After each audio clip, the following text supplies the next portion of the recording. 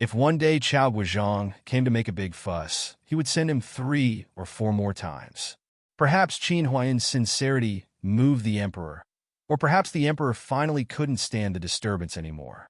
That day, the emperor arranged for Chief Steward Wang to personally come to the Qin manor to pass on an oral order. In the summer afternoon, the sun was particularly hot. The stone bricks in the front yard of the Qin manor were a bit hot when kneeling.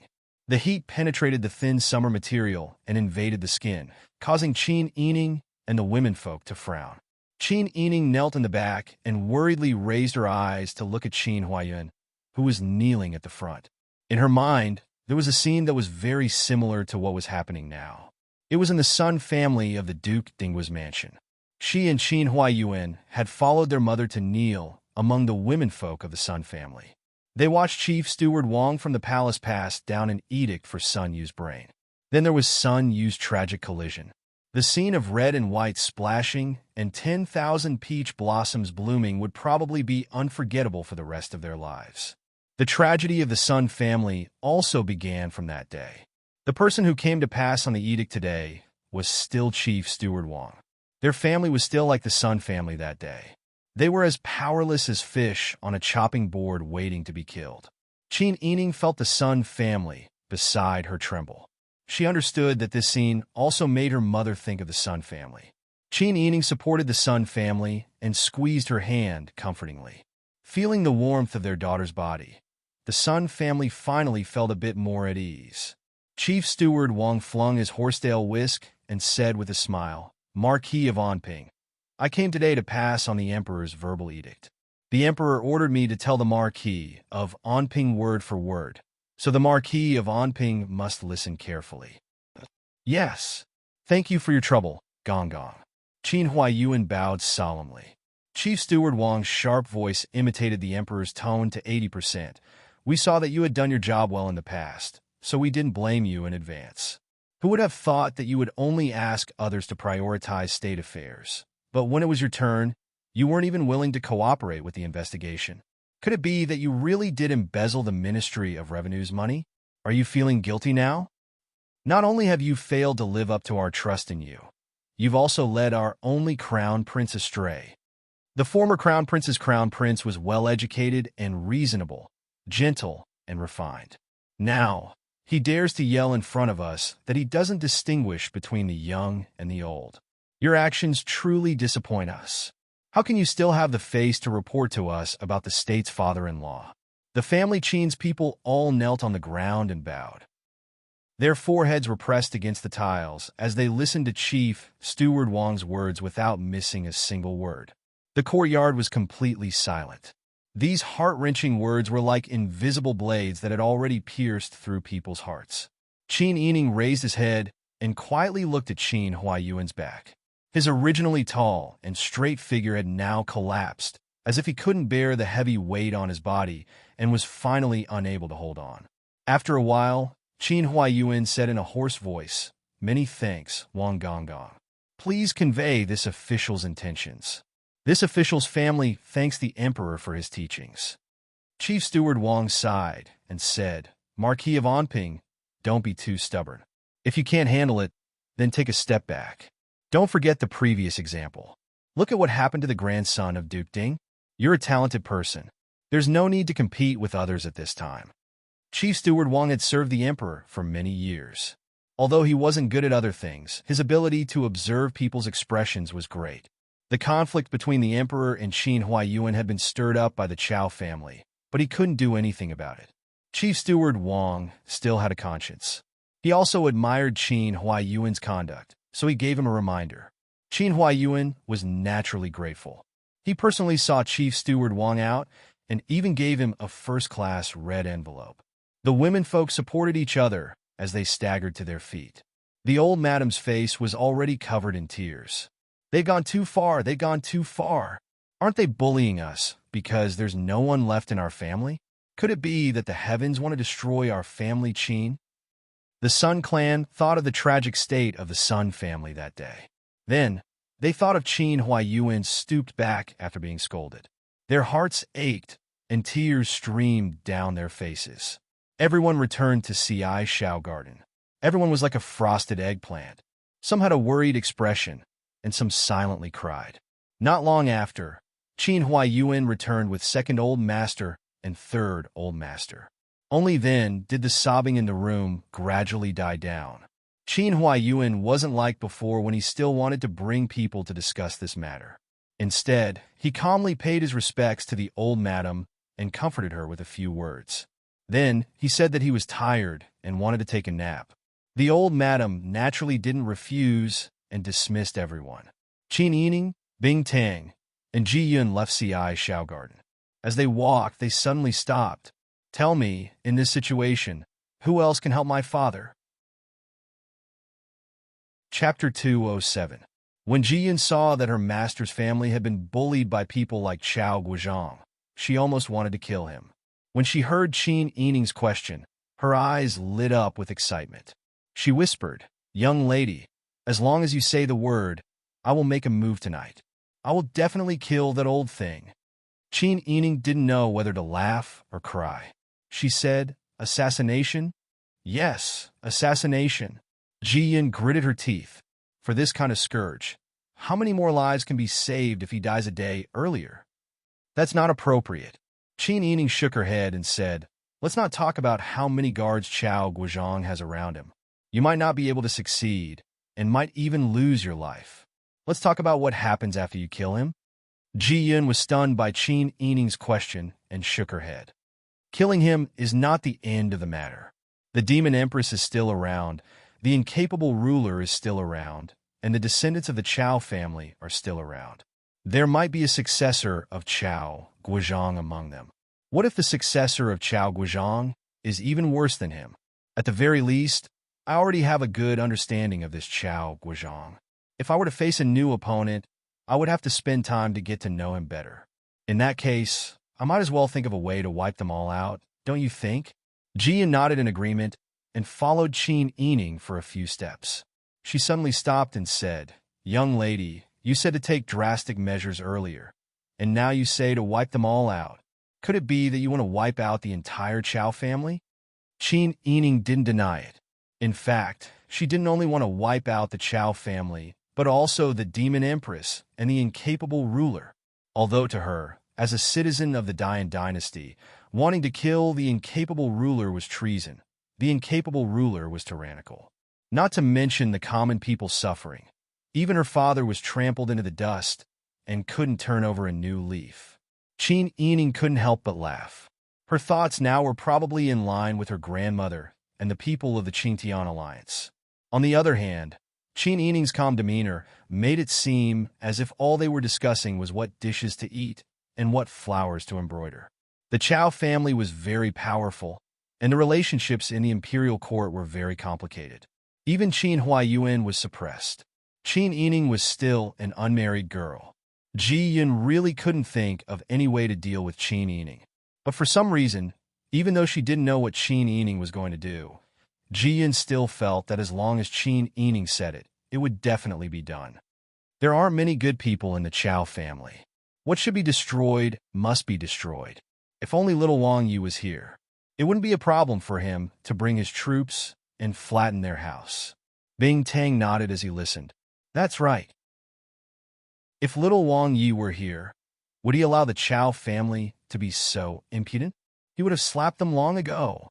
Even the dog emperor was like a mouse seeing a cat when he saw little Wang Yi. How could the Chao family be more important than the emperor?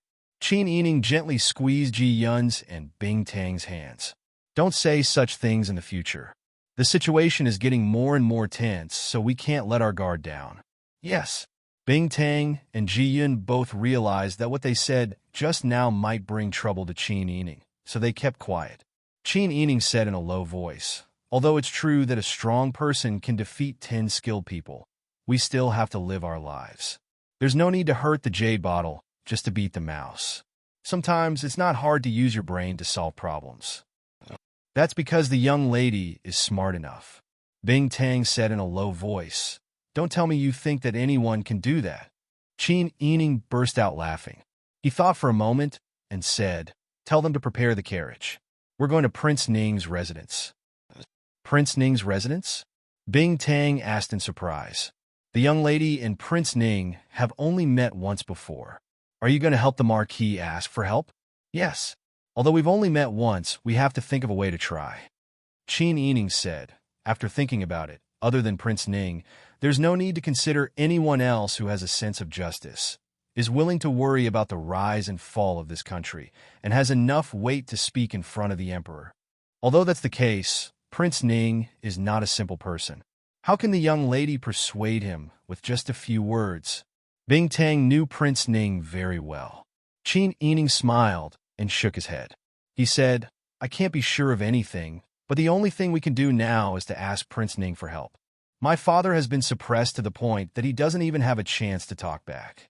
We need someone to speak for my father in the imperial court. Even if they can't persuade the emperor to change his mind, at least they can't let the Chao family say whatever they want to confuse the emperor's judgment. Prince Ning is a hot-blooded man. Although he has some small problems, he's upright and knows how to repay kindness. He's someone who can be entrusted with this matter. Ji Yin thought for a moment and asked, Young lady, do you want to send an invitation first and arrange a time to visit him tomorrow? As for the Marquis, don't you want to discuss it with him? Qin Yining waved his hand and said, If I send an invitation, I probably won't be able to see Prince Ning. Prince Ning is so slippery. He's afraid of getting into trouble and will only refuse to see our family Qin. If I suddenly go there, I might have a chance. I won't discuss it with my father for the time being. If I don't do my job well, it has nothing to do with my family. It's something I did on my own. If my father finds out, it will be troublesome. Once something goes wrong, it won't be that simple. Bing Tang and Ji Yun laughed when they heard this. I knew that this lady's brain isn't simple. She's actually so thoughtful. You two are so talkative. Qin Yining chuckled. Qin Yining left with Bing Tang and Ji Yun in a car. After thinking for a while, he didn't go straight to the prince's residence. Instead, he called for Master Zhong. Master Zhong was very experienced and had a wide network of connections. With him around, Qin Yining would have one more person to discuss the matter with. On the carriage, the four of them had already analyzed the possible reactions that Ning Wang would have in a low voice. Qin Yining also thought of several excuses to ask Prince Ning for help. He even decided that if it really didn't work out, he would use the trick of injuring himself to gain Prince Ning's favor no matter what. The carriage kept moving forward, getting closer and closer to Prince Ning's mansion. Qin Yining lifted the curtains and looked outside. He saw that the back garden and side alley of Prince Ning's mansion were not far away. Strangely, there were two figures gathered at the corner gate of Prince Ning's mansion's back garden. It was a young man and woman. The man was wearing an ordinary cotton robe. He was about 25 or 26 years old and was very thin. Because they were too far away, Qin Yining couldn't see his face clearly. However, from his temperament, he could feel that this person was somewhat dispirited and stooped. The woman beside him was about 21 or 22 years old. She was wearing a light green robe that only female officials in Prince Ning's mansion wore. Her outer robe was pink and pinched her teeth to match her armor. As the woman and the man talked, they hugged each other. First they hugged, then kissed. Then they whispered a few words to each other. Qin Yining saw the woman take out a cloth bundle from her bosom. She waved the bundle and gave it to the man. At this time, the carriage was slowly approaching. If it went any further, they would be alerted. Qin Yining quietly ordered the coachman to stop the carriage. The man stuffed the bundle into his bosom. Then he hugged the woman and kissed her. Only then did he leave in a fluster. The woman carefully checked to see if there was anyone else nearby. After confirming that she was safe, she went through the corner gate. Qin Yining narrowed his eyes and said, Head shopkeeper, I'll have to trouble you to help me find out what that maidservant and that man do and what their relationship is. Master Zhong nodded. That won't be difficult. We know people here. We'll know once we ask. Chapter 208. Qin Yining's carriage stopped in the hidden alley behind Prince Ning's residence. Master Zhong alighted and went to find someone to use his connections to inquire about the matter just now. Qin Yining, Bing Tang, and Ji Yun stayed in the carriage to wait. Bing Tang asked in a low voice, Miss, why aren't we going in? Prince Ning should be in the residence right now. Is Miss worried that Prince Ning won't agree? That's right. Let's not talk about anything else. If I were Prince Ning, I wouldn't let myself be involved in such a troublesome matter for no reason. The court is currently in chaos. Prince Ning has led the army before. The emperor is also suspicious. It's hard to guarantee that people won't suspect anything even if we don't do anything, let alone casually choosing a side. This is the biggest taboo. Qin Yining lowered her long eyelashes. Her right hand's fingers rubbed the red bean bracelet on her slender left wrist. She said faintly, "Actually, I just don't want to let go of any leads. I'll have to trouble Master Zhong to investigate and see if there's an opportunity. If there isn't, I'll have to brace myself and ask for it." "Miss, what you're doing is right," Ji Yun said in admiration.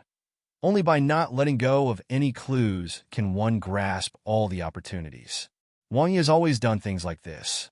No wonder Wang Yi would place Miss at the top of his heart and dote on you so much. It turns out that their temperaments are compatible." Qin Yining's cheeks flushed red. She said angrily, "What are you saying? Why are you talking about him when we're being serious?" Ji Yun saw Qin Yining's face and ears turning red. She couldn't help but tease. "That's strange. This servant didn't say anything improper. I just mentioned Wang Yi. Or are you thinking of something indecent?" When Qin Yining heard this, she felt her head explode. Her face was so red that it was about to drip blood. She rolled her eyes at Ji Yun and looked away. She wouldn't say another word even if she was beaten to death.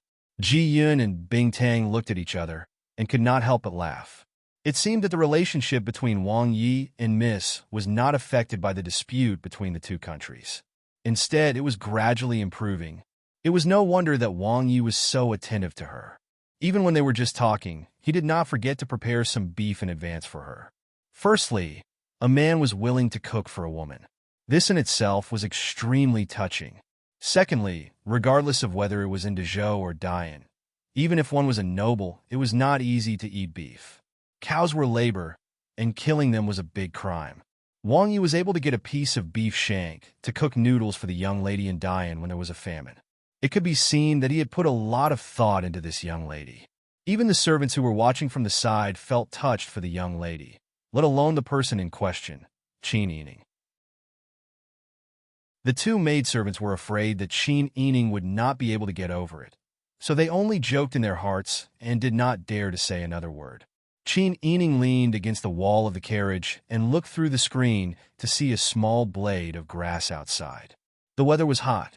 Fortunately, they were parked under the shade of a tree, which could relieve some of the stuffy heat.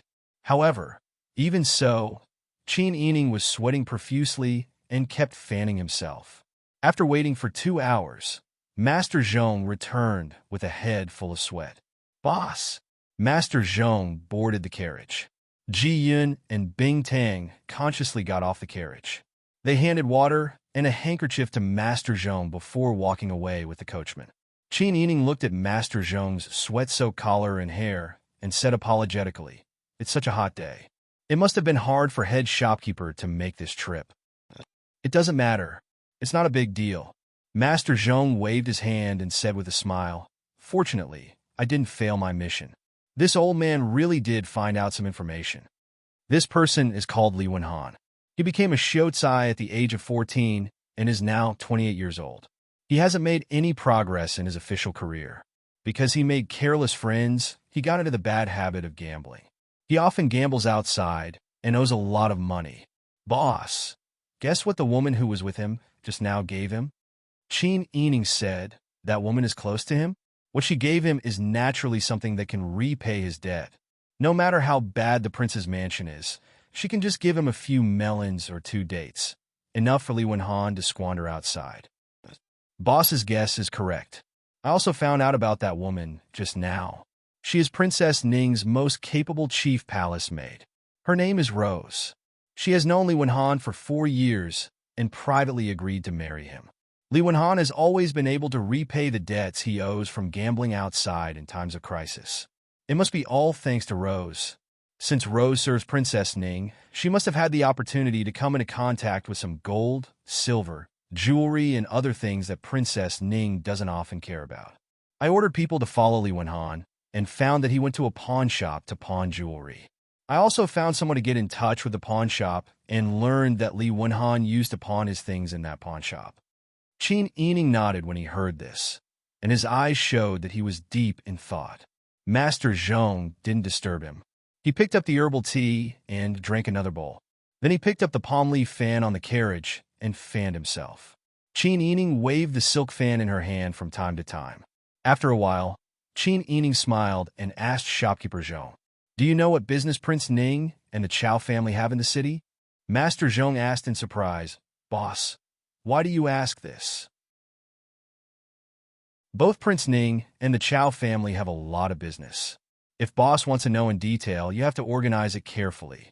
Qin Yining twirled the red bean bracelet in his fingers and said in a low voice, "Go investigate and see if there is any intersection between their businesses." Boss, you want to find an opportunity to sow discord between their businesses? Master Zhong asked with uncertainty. Yes. Qin Yining nodded. That's not very feasible. Master Zhong said sincerely, "Boss, there is an unwritten rule between all the noble families that do business in the city. If there is some small friction between the shops, it is between the servants. The masters won't get involved. Even if we go overboard, I'm afraid we won't be able to attract Prince Ning's attention." Qin Yining shook his head and said with a smile, "That's not entirely true. Right now, there are two important things. First, let the Chow family become arrogant and ruthlessly bully Prince Ning's businesses. It shouldn't be difficult to sow discord. Second, head shopkeeper, secretly contact Rose." As Qin Yining spoke, he lowered his voice even further and whispered a few words in Master Zhong's ear. Master Zhong's eyes widened as he listened. It was as if he couldn't believe it, and was also as if he was scared. After a while, he said, "Boss, isn't this too risky? Rose has served the princess consort for a long time. If this matter is exposed, the consequences will be unthinkable. It doesn't matter. She wants to be loyal, but she hopes more that she and the one surnamed Li can survive. There is solid evidence at the pawn shop." Master Zhong thought about it carefully and found that this was indeed the case.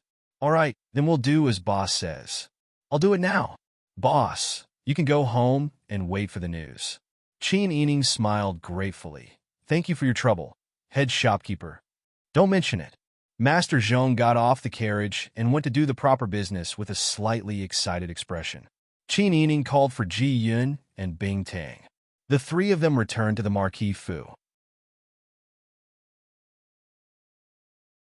Chapter 209. 10 days later. Prince Ning's mansion. Prince Ning looked at the pale-faced princess consort on the bed and frowned worriedly. "Princess consort, are you feeling better?" "Wang Yi, don't worry. I feel okay." Princess consort Ning's forehead was full of cold sweat. She covered her stomach with both hands and felt her intestines churning again. Her face changed. "I can't. I have to go to the toilet." Then she got off the bed in a panic. Rose, Bai Wei, and Ziwei, the three personal maids, hurriedly helped Princess Consort Ning to the bathroom at the back. Prince Ning's face was livid with anger. He punched hard on the Polonia wooden table. "She's too arrogant. Rose, come and tell this king what happened today." Rose, who was in the bathroom, trembled and forced herself to calm down. She went to the bedroom and knelt down. She kowtowed and said, "Wang Yi, don't be angry." Prince Ning sat on the round-back chair and punched the table. "Tell me." "Yes. Today, I went to the palace with Princess Consort to greet Her Majesty as usual. Her Majesty said that her new almond tea was good and wanted to give Princess Consort a bowl. Princess Consort didn't dare to refuse and ate it in front of her. Then she had a stomachache on the way back. Rose's palms were sweating and her face was pale. She forced herself to calm down. Calm down. Because if she failed this time, not only her, but also Li Wenhan's life would be lost." Prince Ning didn't doubt it at all. He grabbed the teapot on the table and threw it on the ground. The sharp sound of broken porcelain was particularly harsh. The servants in the room knelt down and kowtowed. "Wang Yi, don't be angry. What a good empress. What a good Chow family. Aren't you looking down on me too much?" Prince Ning got up and walked around in anger. He scolded, It's just a small business conflict. This king was trampled on by that old man. That bitch Chow dared to take the opportunity to hurt this king's princess consort. Does she think this king is dead? At this moment, Wang Fei held the palace maid's hand and walked out with a hunched back and shaking legs. Rose, who was kneeling on the ground, saw that Wang Yi had no intention of taking his anger out on her or suspecting her. She hurriedly got up to help Wang Fei lie back down. The princess consort's face had already turned green, and she was extremely weak. It had only been 4 hours since she had left the palace, but she had run around at least 10 times. No one would be able to endure such torment. Wang Fei had always been pampered, and her body had always been very healthy. She rarely suffered from illness and naturally could not endure such great suffering. This sudden torment caused her face to turn green. She started to sob in grievance. Wang Yi, calm down. Don't get into a conflict with the empress because of this concubine. This concubine's grievance is nothing. How is it nothing? You are this king's princess consort. If the empress treats you like this, where does this king stand? Where is our Prince Ning's mansion? Irritated, Prince Ning put his hands on his waist and gasped for air, trying hard to hold back his anger. The Chow family has been domineering and arrogant for a long time. That Qin Ming is such an amazing person. That Chow family has almost treated his home as his own backyard. If he wants to break into someone's backyard, he will break into their backyard. If he wants to ransack someone's closet, he will ransack someone's closet. Chow family has taken advantage of Qin Ming's home.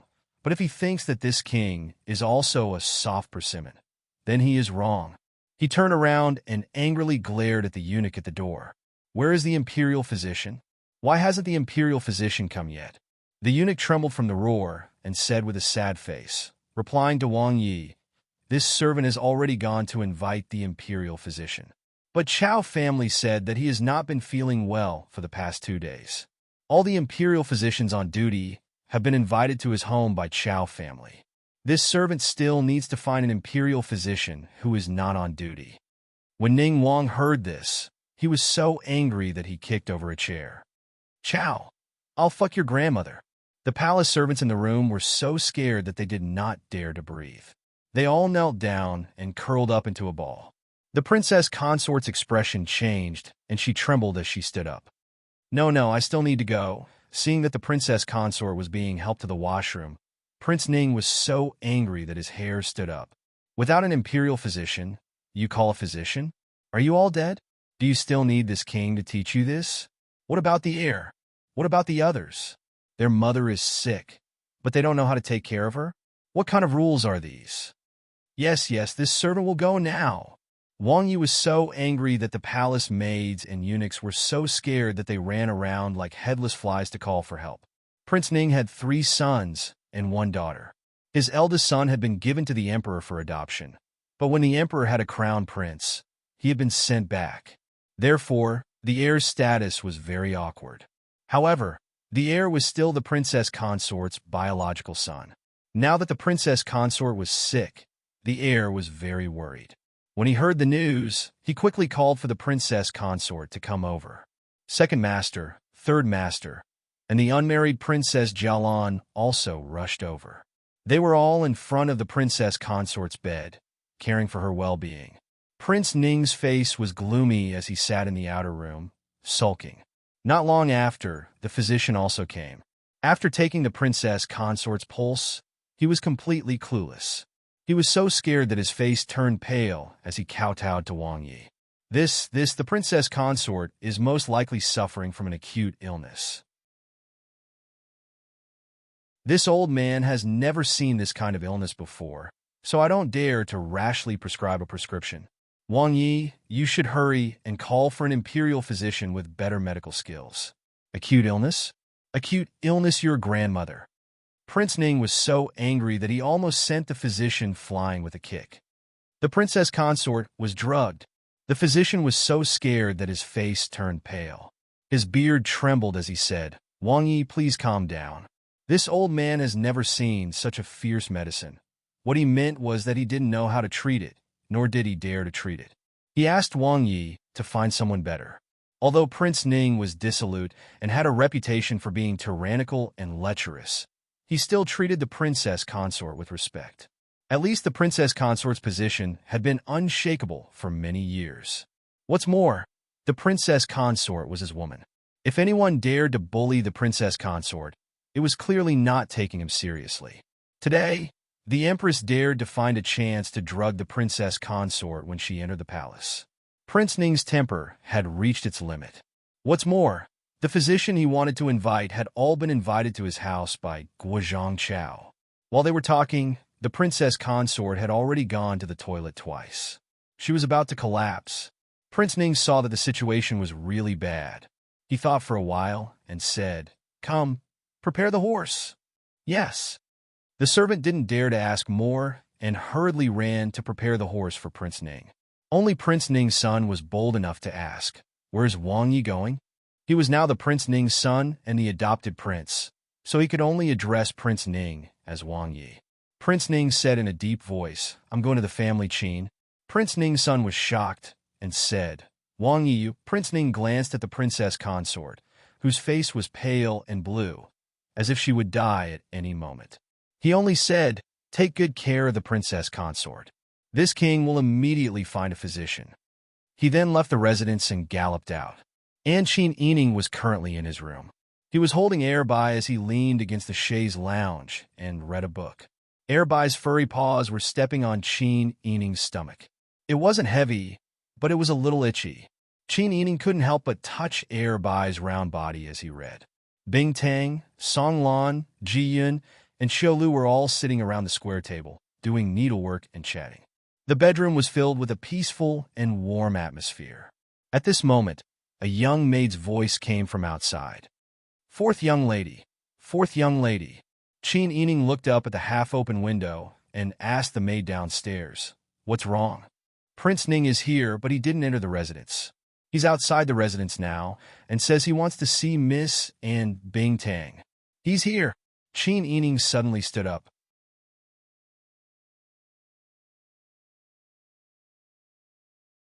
Princess Jialan had met Qin Yining once before.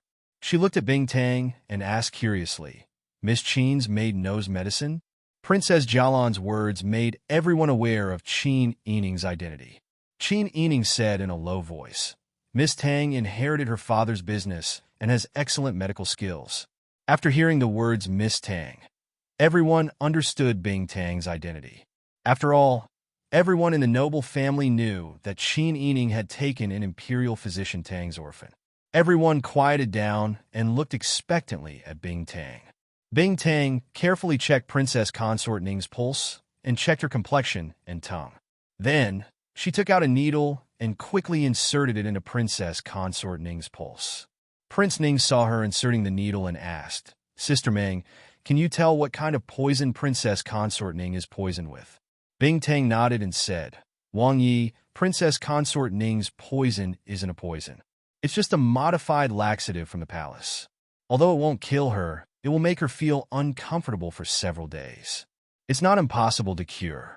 Once she takes the prescription and uses my needles, she'll be fine."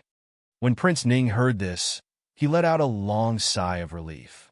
After Princess Consort Ning was inserted with the needle, she felt that her stomach didn't hurt anymore and didn't want to go to the toilet. Her complexion looked much better, and she smiled gratefully at the young girl in front of her. Bing Tang felt a little guilty. After all, she was the one who made the medicine. Therefore, she smiled obediently at Princess Consort Ning. Then, she went back to write down the room and ordered the servants to prepare the medicine.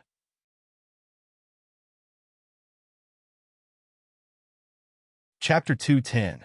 What a vicious woman. She dares to come after harming the princess consort. Ning Wang gritted his teeth and snorted coldly. Qin Yining's face was deathly pale as she held onto the back of a round chair, as if she had been frightened by the empress' sudden appearance. Only then did everyone remember that there was a grudge between Qin Yining and the empress. Previously, the two imperial concubines in the palace had been cooked by the empress. It was said that the empress had wanted to eat this Miss Qin from the very beginning. Seeing such a delicate young girl frightened like this, everyone couldn't help but feel pity for her. Princess Jialan pulled on Qin Yining's hand and asked, "Miss Qin, are you all right?" Qin Yining's face was deathly pale as she shook her head. I'm fine. Perhaps it's because it's too hot outside. Should I go and rest for a while?" Qin Yining looked inquiringly at Ning Wang. If she stayed here and let the Empress see her communicating with Ning Wang, it would certainly speed up the conflict between Ning Wang and the Empress. However, although Ning Wang was a lecherous person, he wasn't an idiot. Right now, he was angry and didn't understand. Once he calmed down, it would be easy for him to discover that she had purposely stayed behind to avoid the Empress. Thus, she gave the right to decide to Ning Wang. Ning Wang thought for a moment and said, "Jialan, help Miss Qin to your room to rest for a while. You two sisters can also talk." His words implied that he tacitly approved of the relationship between Qin Yining and Princess Jialan. "I was just about to talk to Big Sister Qin." Princess Jialan supported Qin Yining's arm and smiled. "Big Sister came here to save my mother and got caught in the heat. I don't know how to thank you." "Big Sister Princess, there's no need to be so polite." Qin Yining declined with a smile. Because they didn't know who was older and who was younger, they both called each other Big Sister. The two walked out hand in hand. Jiyan walked with Princess Jialan's palace maids and mamas. The heir said, "Wang Yi, let's go welcome the Empress first. We shouldn't make her wait too long." Ning Wang knew that his son was right, but he was so angry that he was dizzy. He really wanted to kill the demon Empress, so how could he still want to receive her? She harmed this king's princess consort, and she still wants this king to escort her? At this time, Qin Yining had just descended the stairs with Princess Jialan when he saw a slim figure in red walk in from the main entrance. She was surrounded by a group of people.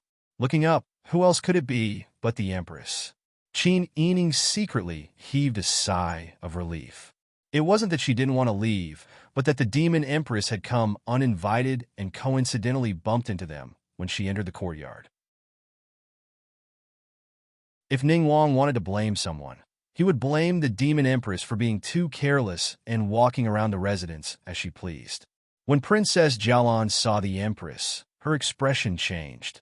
She quietly let go of Qin Yining's hand and stepped forward to greet her. "Greetings to the Empress." Qin Yining seemed to be scared out of her wits. She froze for a moment before kneeling down as well. "This subject greets the Empress." As the Empress walked, her red pomegranate dress swayed in the wind. The golden biao on her peony bun swayed with her steps, making her seem noble and arrogant, bright and luxurious. Glancing at Qin Yining and Princess Jialan, who were kneeling on the ground, the Empress said in a lazy and gentle voice, "Oh, I didn't expect the young miss of the family Qin to have such a wide range of connections. She's close friends with Princess Jialan? How come I didn't know that you two were so close?" Princess Jialan lowered her head. The hand hidden under the embroidered handkerchief clenched into a fist. The one who had been harmed was her mother, and this arrogant woman in front of her was the main culprit. How could she not hate her? No matter how steady Princess Jialan was, she couldn't help but be angry. She coldly retorted, "The Empress is in charge of the harem. She has to deal with a myriad of affairs every day. How could she know everything? If she knew everything, wouldn't she be a god?" She was implying that the Princess Jialan shouldn't think of herself as a god. If she continued to be so arrogant, she would become an immortal sooner or later. The Empress sneered, "I didn't expect the princess to be so eloquent after not seeing her for a few days. It seems that you're a bad influence. Befriending an old fox's little fox. You should be careful not to be schemed against." Princess Jialan was so angry that her entire body trembled. Qin Yining lowered his head. He was hesitating whether or not to speak when he heard Prince Ning's voice. "No matter if it's an old fox or a little fox, this king looks cute. He's better than a 1,000-year-old fox spirit who brings disaster to the country." Prince Ning led the crown prince, second master, and third master to the corridor and bowed to the Empress.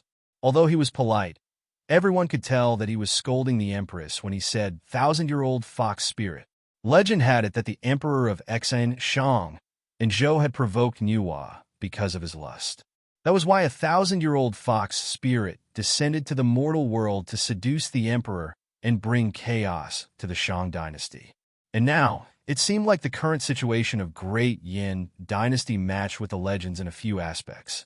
Back then, when the emperor ascended to the goddess temple and worshipped the statue of Lady Mother of the Chariot, he met the empress who was going out to play. The emperor regarded the empress as a celestial being. From then on, he brought her into the palace and doted on her to the heavens. He did not hide the fact that the two of them had expressed their love in front of the statue of Lady Mother of the Chariot. Later, the emperor became more and more muddle-headed and tyrannical. He obeyed the empress's every word and persecuted the meritorious officials and good people. The empress was even more ruthless. It wasn't like she hadn't eaten human flesh and drank human blood before. It almost coincided with the incident of Shangzhou and Daji. There were many such legends outside, but not many of them reached the empress's ears.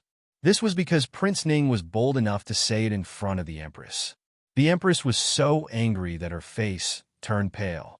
She said coldly, "It seems that I was wrong to come today. I heard that you're old and weak. You'll fall ill when you come out of the palace to greet me. I thought that you're my sisters-in-law, so I took the time to come and see you. I didn't expect Prince Ning's mansion to treat me like this."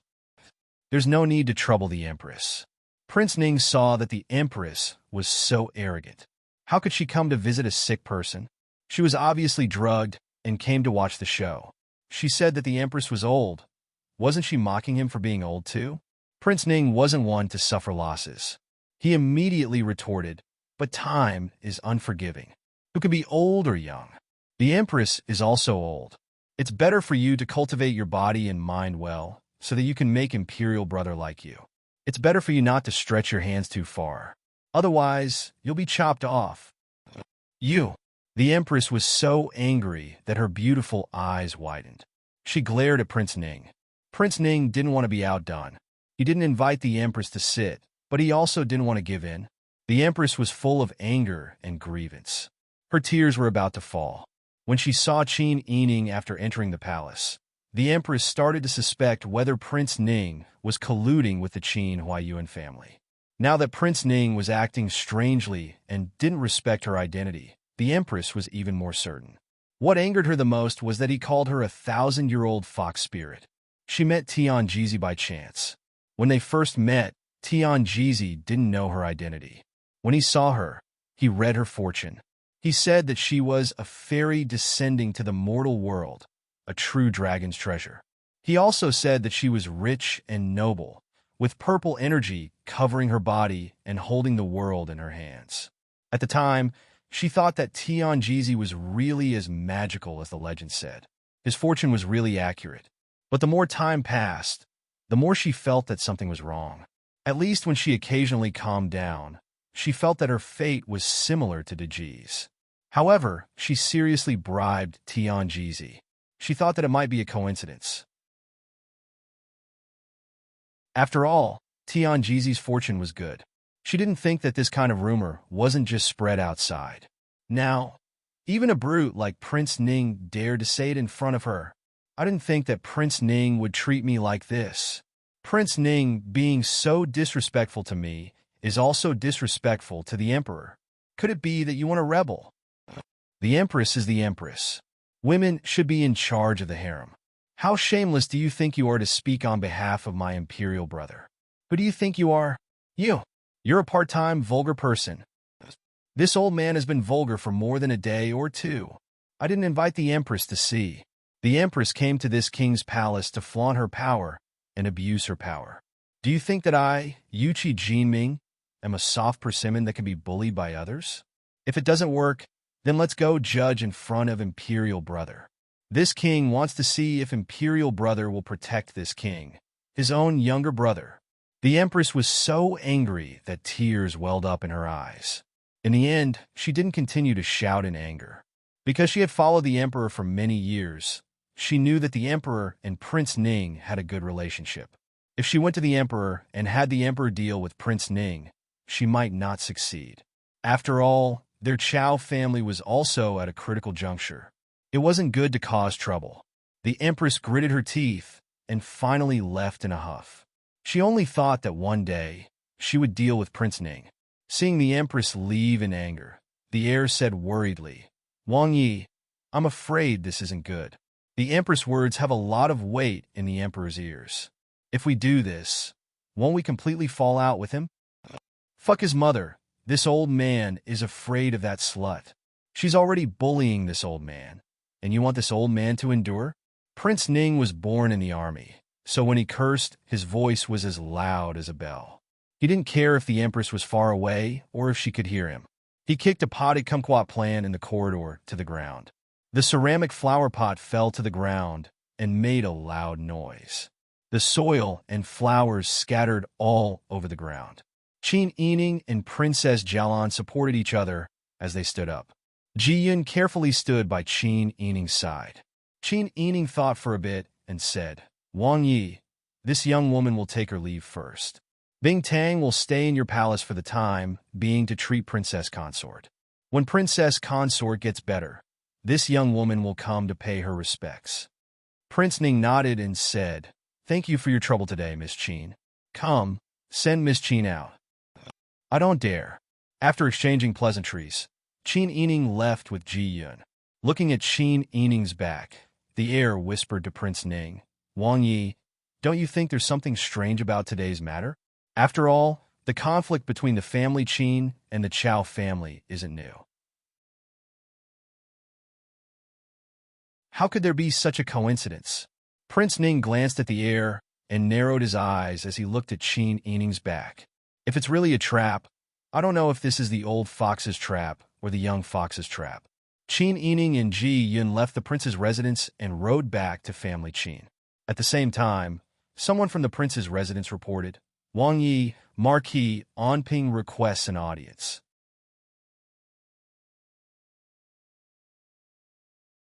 Chapter 211. Ning Wang turned around and waved his hand at the heir, indicating that he didn't need to follow. Then he walked down the red steps and asked the steward, How many people know that he came? Wang Yi, the Marquis of Onping, came from the side door in disguise. No one saw him. Right now, only you, the heir, and this old servant know. Even if others saw him, they wouldn't be able to recognize him.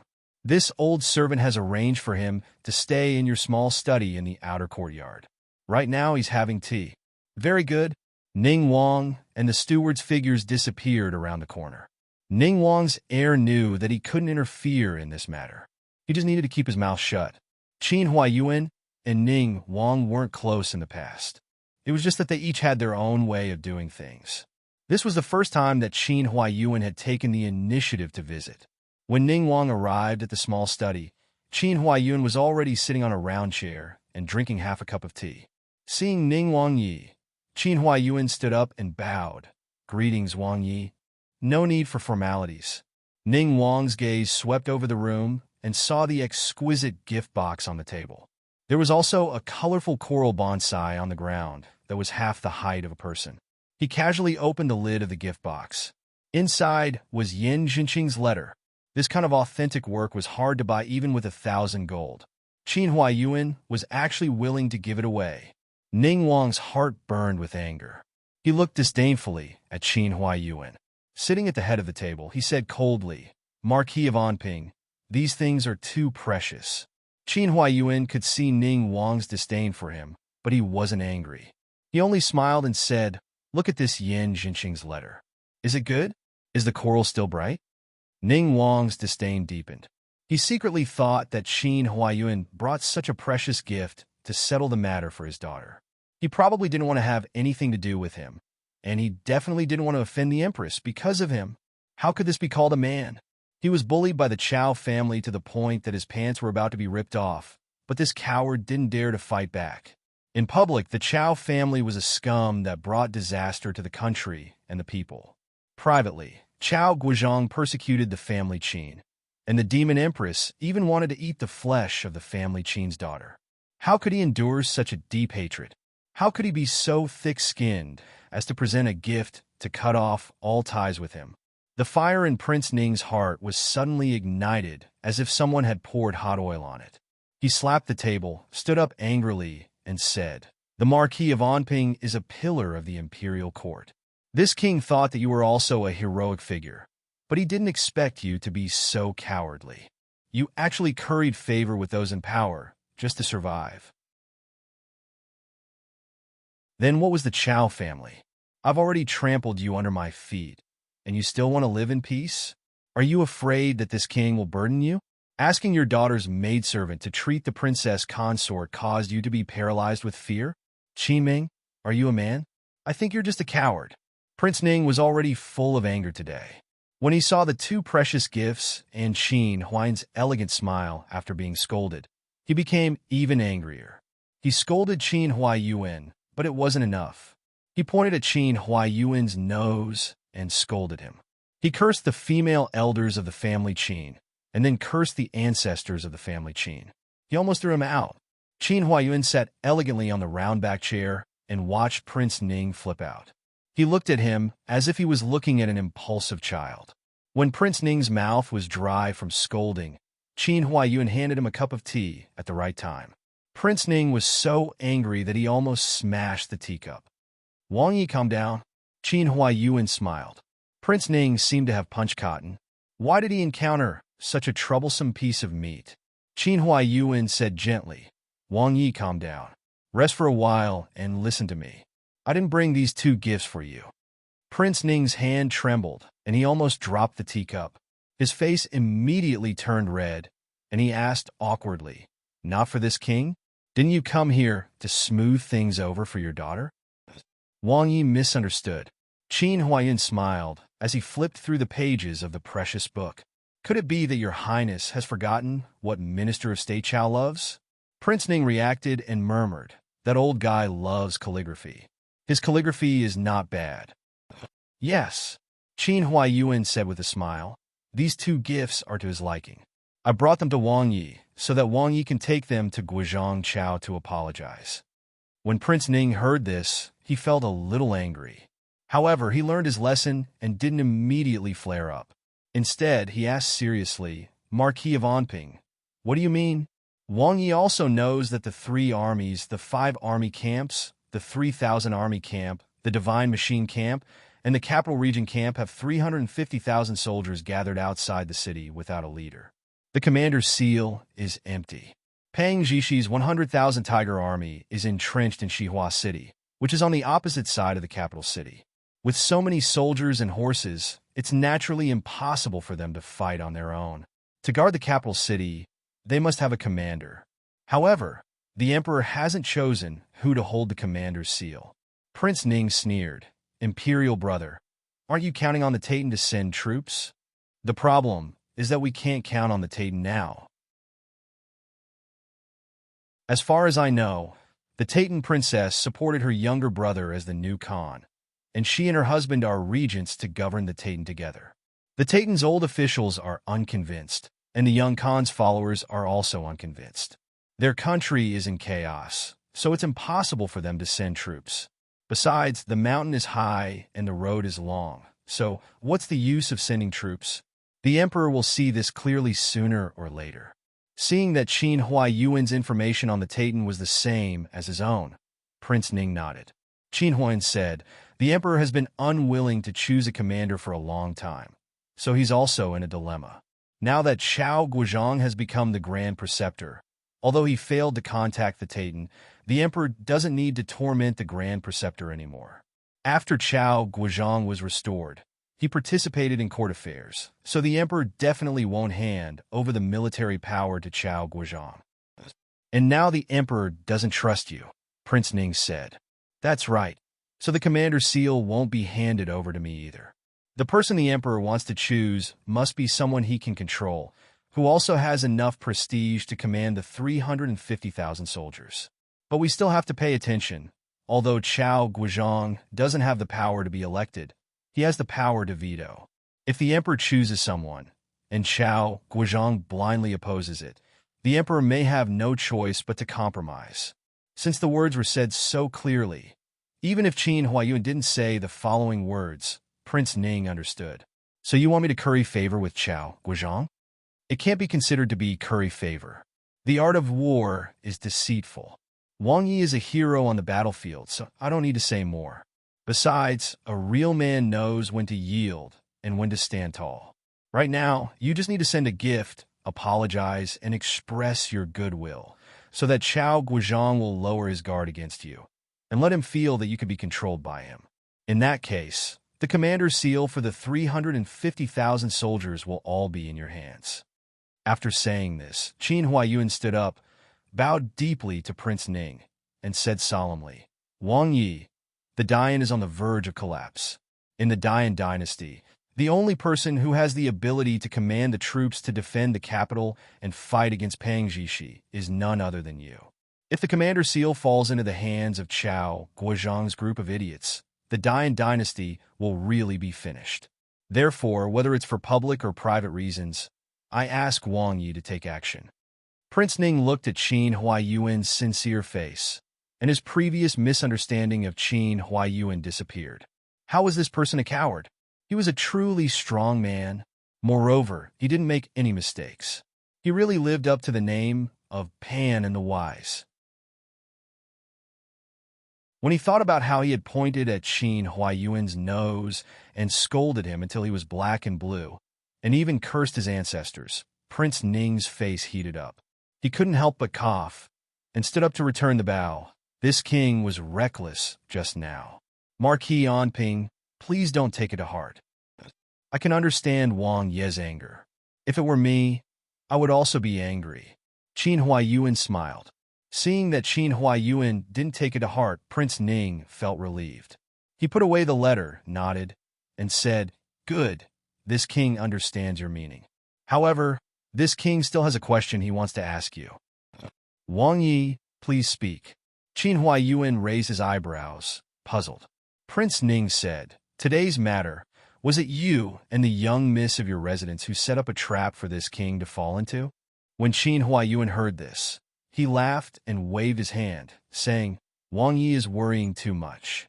I just heard that you invited Miss Tang here, and that the princess consort was harmed by the empress, so I came here on the spur of the moment. Prince Ning nodded with a smile and didn't pursue the matter. At this point, whether it was a trap or a coincidence was no longer important to him, because Prince Ning saw hope. As long as he had military power, he wouldn't have to be idle and could do more things. At least he could do something for the country. Percent Qin Yining didn't know that Qin Huaiyuan had gone to Prince Ning's residence, and Qin Huaiyuan didn't ask Qin Yining about what was going on outside. Bing Tang stayed at Prince Ning's residence to treat the princess consort's illness, and Qin Yining, Ji Yun, Song Lan, and Xiu Lu peacefully lived their lives. On the surface, the days were calm and peaceful, but in reality, Qin Yining felt that this was the calm before the storm. Her heart was hanging. She didn't know what the Chao family would do, whether they would continue to persecute the family Qin. She also didn't know if the conflict between Prince Ning and the Chao family would cause Prince Ning to help the family Qin. She had done everything she could. Now, she could only resign herself to fate. But the next night, she heard from Master Zhong that Prince Ning had gone to the Chao family to apologize. Qin Yining immediately felt her heart turn cold. It seemed that Prince Ning was also afraid of the imperial power and the Chao family's power. At this critical juncture, it wasn't a good choice to oppose the Chao family.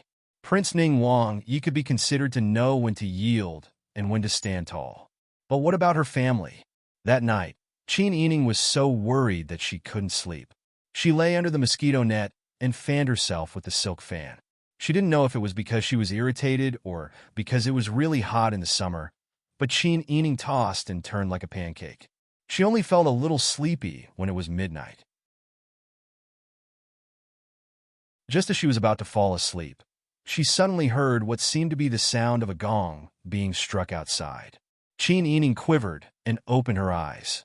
She heard someone shout, Fire! Fire! Qin Yining's heart jumped. She quickly got off the ground and put on her shoes, heading to the balcony outside the attic. At this time, the maidens and servants living in the master's residence had also woken up. They all gathered at the balcony and windows to look outside. They saw that in the direction of Xingning Garden, there was already fire.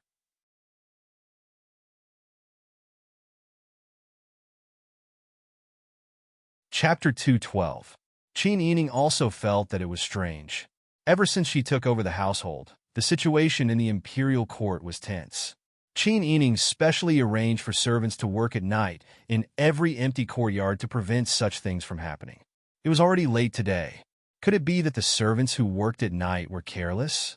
After Qin Yining returned to her room and dressed properly, she said, "I'll go down and take a look. This servant will follow you." Ji Yun had also dressed properly. Qin Yining nodded and instructed Xiao Lu and Song Lan to look after the house. Then, she went out with Ji Yun. Because the other sisters were not in charge of the household, even though they discovered that the house was on fire, they only watched curiously and did not pay much attention to it. When they saw Qin Yining going downstairs with the servants, the sisters all smiled and reminded her to be careful. "It's nothing. Everyone should rest. Be careful of mosquitoes outside." Qin Yining also smiled and instructed them. The oldest of the girls, the third cousin sister, had already gotten married. Qin Yining, the fourth cousin, was usually in charge of the household affairs in the inner residence. Therefore, the younger sisters all respected her very much. They all obediently returned to their rooms. Unexpectedly, just as Qin Yining and Ji Yun walked into the courtyard, a scream suddenly sounded from the night sky. "Ah, Ji Yun, did you hear that?" Qin Yining's palms were cold. "The situation is not right." Ji Yun's expression became serious. "Miss, we should." Before she could finish speaking, another scream sounded. This time it was not far away. Following that, there was the sound of weapons clashing. Qin Yining grabbed Ji Yun's hand. "I'm afraid that bandits have entered." The sisters who were still in their rooms also heard the noise. They all put on their clothes and went downstairs. Some of the bolder mamas went to the entrance of the courtyard and stood guard there with wooden sticks. At this moment, a shout came from outside the courtyard. "Bandits have entered the residence. Everyone close the doors." Someone else shouted, "Who are you people? How dare you trespass into the Marquis's residence? We have already reported this to the authorities. The people from the 5 cities warden's office will be here soon." The ones shouting were the guards of the family Qin, but the other side didn't make a sound. They only heard the clashing of weapons and the loud roars of the guards. Occasionally, there were the screams of maids and servants, and the sounds were coming from outside the courtyard. "Miss, what should we do?" Xiao Lu and Song Lan were so nervous that their faces turned pale. The few young ladies were also scared to the point that their faces turned pale and hugged each other. Qin Yining was a little confused. Who had barged into the Marquis's estate? Was it the Chao family? Or other enemies of Qin Huaiyuan? Several courtyards in the back residence were on fire. This group of bandits must not have been able to determine which courtyard they were staying in, so they set the fires randomly. Listening to the voices outside, they were actually here to exterminate a family. Just as the outside of the courtyard was engulfed in flames and screams of agony and the sounds of fighting intertwined, the courtyard door of the master of the pavilion was slammed open with a loud bang, scaring the people in the courtyard into letting out cries of alarm. Miss 8 cried out, "Mother!" Miss 6 immediately covered her mouth. "Don't make a sound." Immediately, a rough male voice came from outside the door. "Those women are all here." The courtyard door was slammed open with a loud bang. The 2 women guarding the door were so frightened that they couldn't even hold on to their sticks and continuously retreated. Qin Yining hurriedly whispered, "Don't make a sound. Quickly run." Just as he finished speaking, the crumbling courtyard door fell to the ground with a loud bang. A masked man holding a steel saber barged in and chopped down the 2 women closest to him with a single slash. Blood splattered everywhere. Qin Yining's pupils suddenly contracted. He pulled Miss 8, who was closest to him, and ran. This group of people really were here to exterminate a family. Ji Yun, Qiu Lu, and Song Lan all followed closely behind. Miss 6, Miss 7, and Qin Yining all held hands as they ran for their lives. However, there were many bandits. Even though the courtyard guards hastily rushed over to stop them, there were still a few who caught up. The maidservants were slightly better off. They exercised on a daily basis and didn't have their feet bound, so they ran a bit faster. However, the maidservants in the family all had their feet bound. The loyal maidservants protected their young misses while they lagged behind. When they were caught, they would be slashed. A few maidservants and women were hacked to death on the spot. Upon seeing this, Ji-yun pulled out the soft sword wrapped around her waist. She no longer cared about the others. With one hand, she pulled Qin Yining and ran to the back of the master's study building. Ji-yun, miss, I can't beat so many people. There were too many assassins. It was difficult for two fists to fight against four hands. Wang Yi had instructed her to protect Qin Yining thoroughly, so she could only harden her heart and not care about the others. Qin Yining was pulled a little faster by Ji-yun. His other hand was still holding Miss 8, who was closest to him. As he ran, he kept looking back. She saw Miss 7, who was lagging behind, being stabbed in the abdomen by a knife. When the knife was pulled out, the cold gleam of the knife reflected the firelight and shone on Miss 7's round eyes. She also saw Qin Yining push Miss 6, who was running in front of him, away when he saw that they were about to catch up. The knife cut Miss 6's neck, and blood spurted out a few feet high. Tears blurred his eyes. Qin Yining thought that his scream of terror was very loud, but all that came out was a soft grunt. Everything happened too quickly and too suddenly. Qin Yining felt like he was in a nightmare. Flames filled the sky, and corpses were strewn all over the ground. The courtyard had become a living hell. Perhaps it was too easy to kill a group of women and children. The bandit was actually laughing out loud as he hacked away at them. Didn't you say that with Qin Si around, even the Dian dynasty couldn't be destroyed? Why was your family destroyed? Hand Qin Si over, and I'll give you a quick death. Qin Yining's eyes widened. They were actually here for her? If they were here because of that rumor, they must be from Dezhou. Qin Yining, who was about to be caught up, immediately pointed at Qin Yining. That's Miss 4. Sure enough, the assassin who was close in front of them bypassed Qin Yining and Xiao Lu, who was beside her, and rushed straight for Qin Yining. Ji-yun gritted her teeth and shielded Qin Yining behind her. She brandished her flexible sword and rushed forward to stop the assassin. She shouted, "Miss, run quickly." Qin Yining retreated and watched as Ji-yun blocked the assassin. At this moment, she hated her own incompetence. However, she had no other choice but to run. There were many assassins. In the blink of an eye, someone bypassed Ji-yun and stabbed Qin Yining in the face. Qin Yining cried out in alarm and dodged sideways. However, her movements were still too slow. She only felt a warm sensation on her right shoulder. Blood immediately gushed out, and her body fell forward. Miss 8 and Song Lan, who were beside her, screamed in horror. Song Lan gritted her teeth and rushed forward. She hugged Qin Yining and protected her under her body. The assassin followed up with a stab and stabbed Song Lan in the back. Song Lan! Qin Yining felt the weight on her body and the warmth from the fresh blood. Finally, she cried out loud. The assassin pulled out the stab and allowed the fresh blood to splash on his face. He kicked Song Lan away and slashed at Qin Yining again.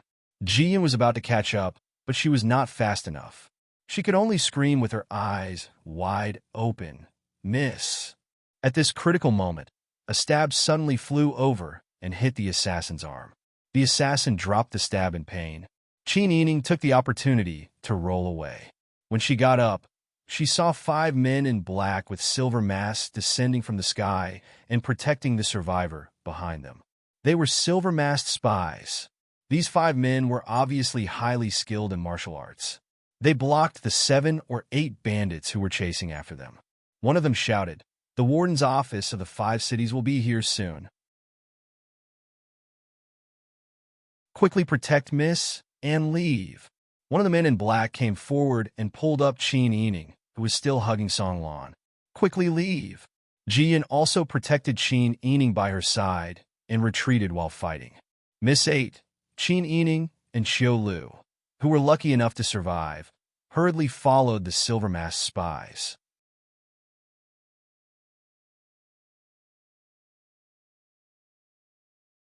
Chapter 213. The silver-masked secret agents were well-trained and had excellent martial arts skills. 4 of them blocked the assassins, and one of them protected Qin Yining and the others as they left through the back door of the master's house. They ran along the path in the back garden to a sparsely populated area. Qin Yining's right shoulder was burning with pain at this time. Blood dripped down with her movements and dyed half of her sleeve red. Her vision turned black. As she ran, she untied the handkerchief from her waist and wrapped it tightly around her shoulder. Ji Yun, who was following beside her, quickly tied a knot for her. Not long after, they met the old madam and the others who had escaped under the protection of the silver-masked secret agents. Qin Yining forced herself to look at the other side. Qin Hun and third old master were protecting the old madam, whose hair was disheveled. Beside them was the stumbling Mammy Qin. The Sun clan followed closely behind, holding fifth old master Qin Xian with one hand and Mother Jean with the other. Qin Han was holding the 6-year-old 10th old master Qin Rong in his arms and his wife, Madame Ming, with the other hand. Eldest old master Qin Yu was holding 11th old master Qin Zong, who was covered in blood. Behind him, second old master was supporting second madam, who was also covered in blood. Then there were 2 concubines and several maids. Behind them were the guards and silver-masked secret agents. Where was third madam, young Mistress Yu? And 9th old master Qin Xian, who was only 11 years old. Qin Yining's brain was buzzing. Her vision turned black, and she almost fell. Fortunately, Ji Yun supported her with her arms. "Miss, sister, how are you?" Qin Huaiyuan came forward and supported Qin Yining. Seeing that half of her body was covered in blood and her face was pale, he asked anxiously, "Where are you hurt?" "I'm fine." Qin Yining weakly buried her face in her father's arms. The old madam and the others had already asked anxiously in a sharp voice, "Where are 6th old master and 7th old master?" 8th young mistress also found that 3rd madam and her concubine were missing. She walked around in the crowd several times and cried, "Where's my mother? Where's my aunt?"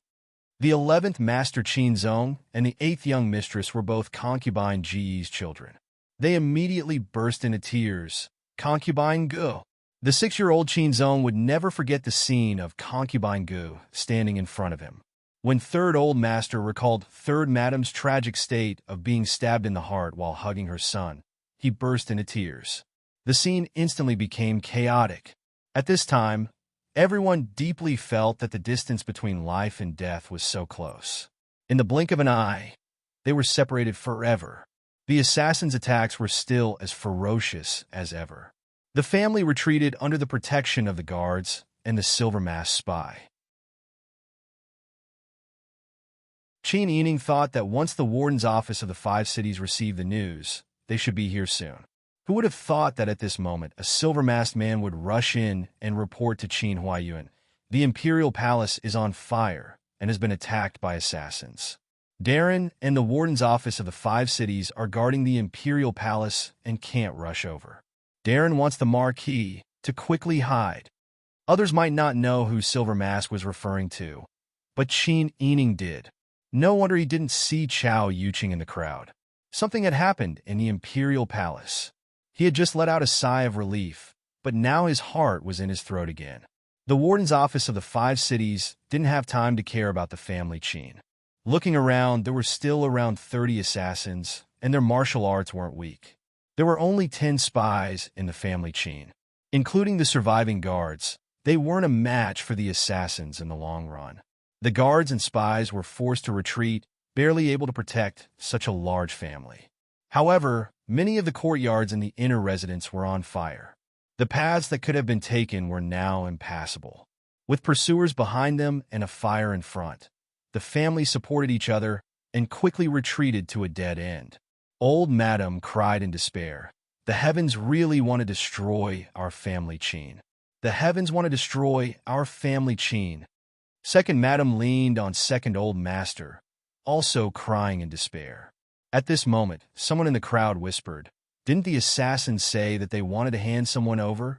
A stone stirred up 1,000 ripples.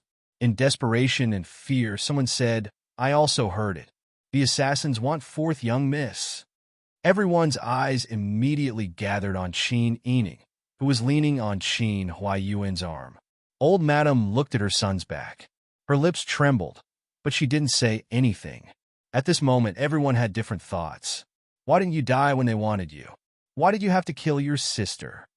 The trembling and hoarse voice came from the second branch's concubine mother. Concubine Mother Lynn was the birth mother of 6th young Miss, and 7th young Mississippi. Concubine Mother Lynn was about to collapse when she didn't see her twin daughters. When she heard this, she vented her anger on Chin Ening. Isn't it enough that you've harmed the entire family? Do you still want the entire family to die? Concubine Mother Lynn, shut up. Second Old Master angrily rebuked. Why do you want me to shut up?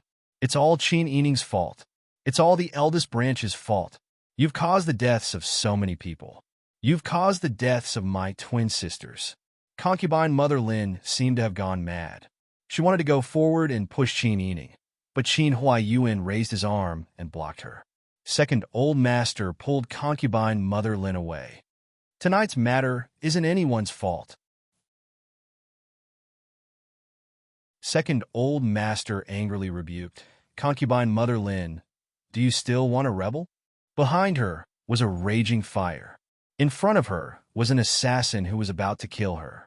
Neither of her 2 daughters was left alive. Concubine Mother Lin screamed in despair and slammed her head against the wall. With a bang, red and white paint splattered all over the floor. Younger sister, Second Old Madam sobbed. Another one was killed. Chin Ening mournfully thought. His vision turned black, and his body gradually went limp. How are you, sister? Chin Huayuan was scared out of his wits. He hugged his beloved daughter tightly and sat down on the floor with her weight. Sister E, don't scare me. Sun Clan member rushed over and knelt down. She snatched Chin Ening away. My son, my son. Madam, the young lady is injured and has lost too much blood. If we don't treat her now, I'm afraid she'll be in danger. Ji Yun pressed on Chin Ening's shoulder to stop the bleeding with one hand and tighten the bandage. However, this was simply treating the symptoms, not the root cause. Chin Huayuan's hands were covered in sticky blood. It was Chin Ening's blood. His only daughter's life was hanging by a thread. His home had been burned to the ground.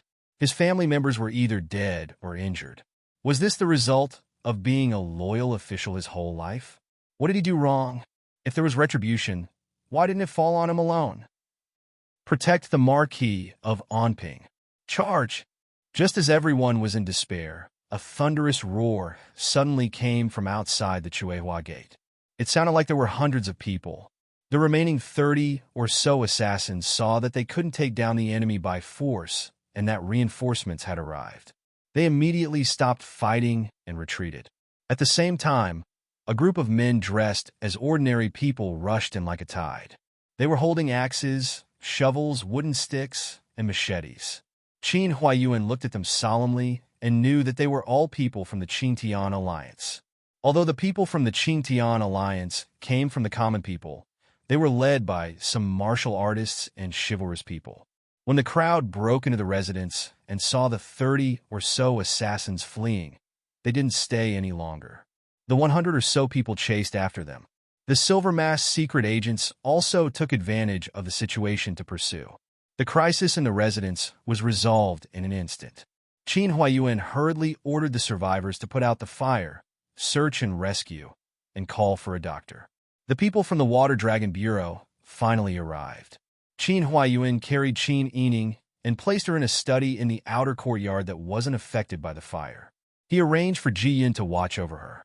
Because of the heavy casualties in the residence, the Sun Clan, Mother Jean, and Xiu Lu were arranged to take care of the old madam, second madam, and other injured people. When the fire was put out, the casualties were also counted. In the inner residence, half of the 39 female servants were gone. There were only a dozen or so guards left in the outer courtyard. The second branch's young mistress Yu, 6th young mistress, 7th young mistress, and concubine Mother Lin. The third branch's third madam and the legitimate son Jiu Yi had all died. In addition, the seriously injured Chin Ening and 11th Master Chin Zong had already fallen into a coma. It was unknown how many people had suffered light injuries. When the old madam heard that she had lost her favorite youngest daughter-in-law, eldest granddaughter-in-law, and 2 beautiful granddaughters, even Ji Xiang and Ru Yi, who had served her for many years, hadn't escaped this calamity, She immediately cried her heart out and fainted several times. The imperial physicians and doctors entered the residence and hurriedly went to treat everyone. Qin Huaiyuan, second Master Qin, and third Master Qin had to tidy up the residence, set up the mourning hall, and arrange for the funeral. They were so busy that they were both mentally and physically exhausted. After the five cities warden's office arrived, they arranged for a search of the residence, fearing that the remaining assassins might be hiding somewhere.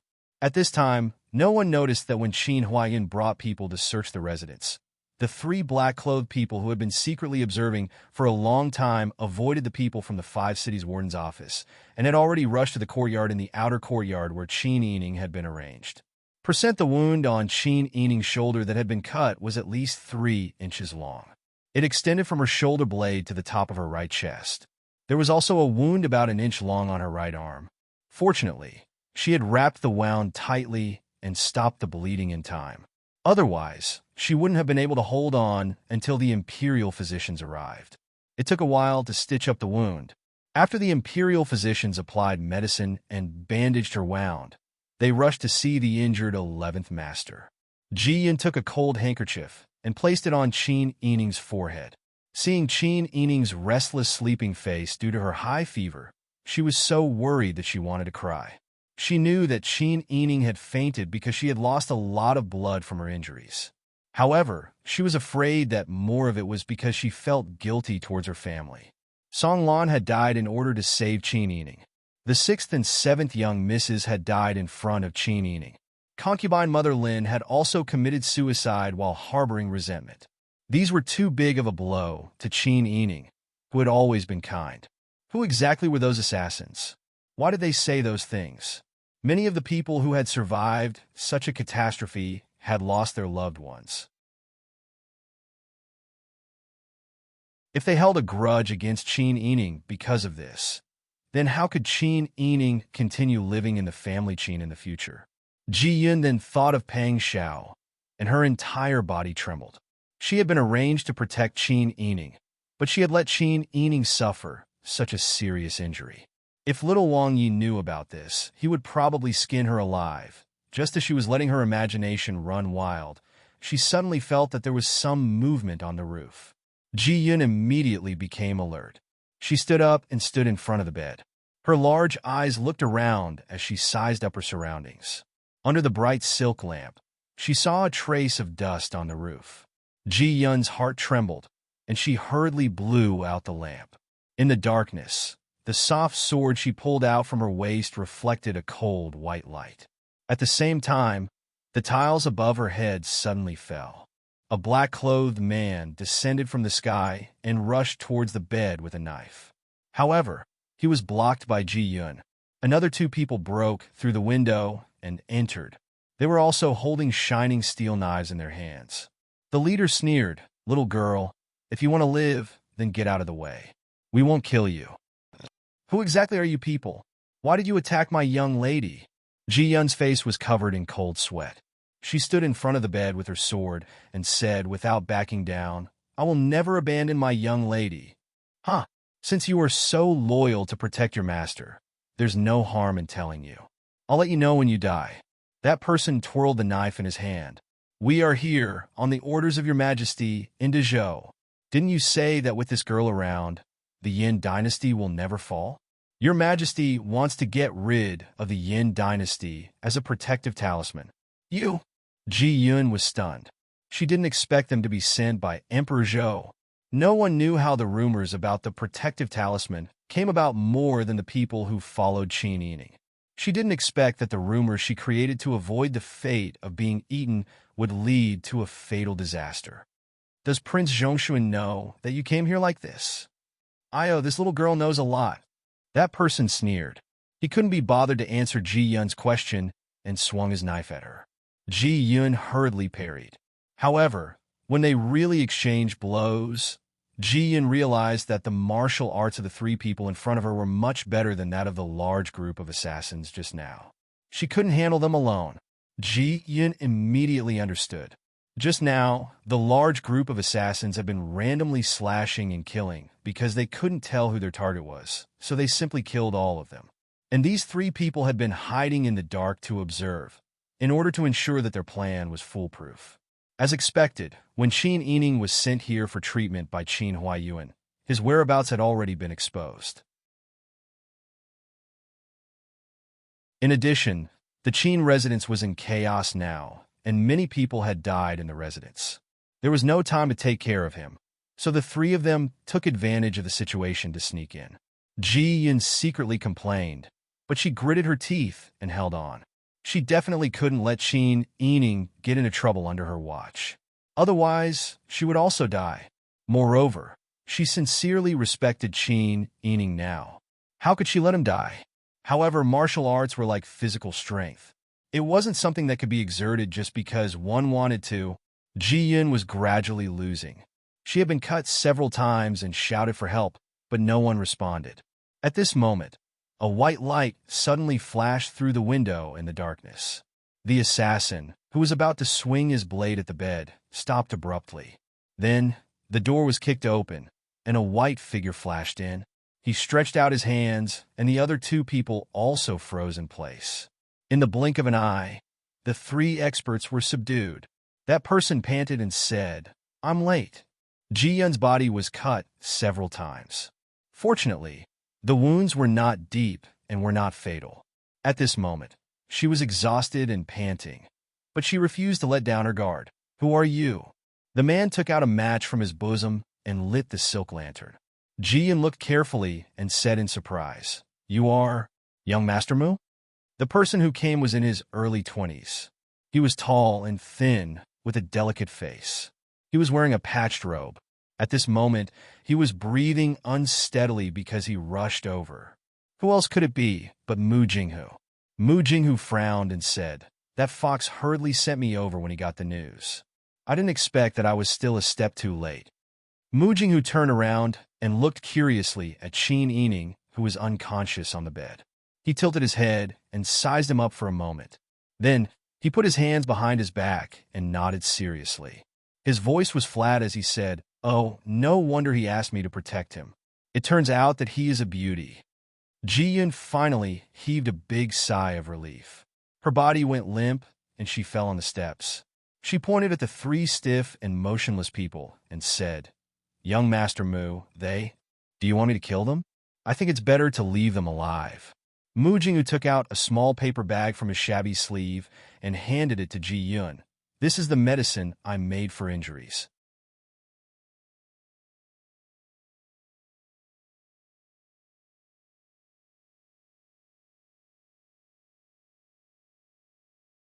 The imperial physician carefully examined the medicine and clicked his tongue in wonder. "Marquis, this medicine is excellent. Although this old man does not understand the prescription, I know that the method used is brilliant."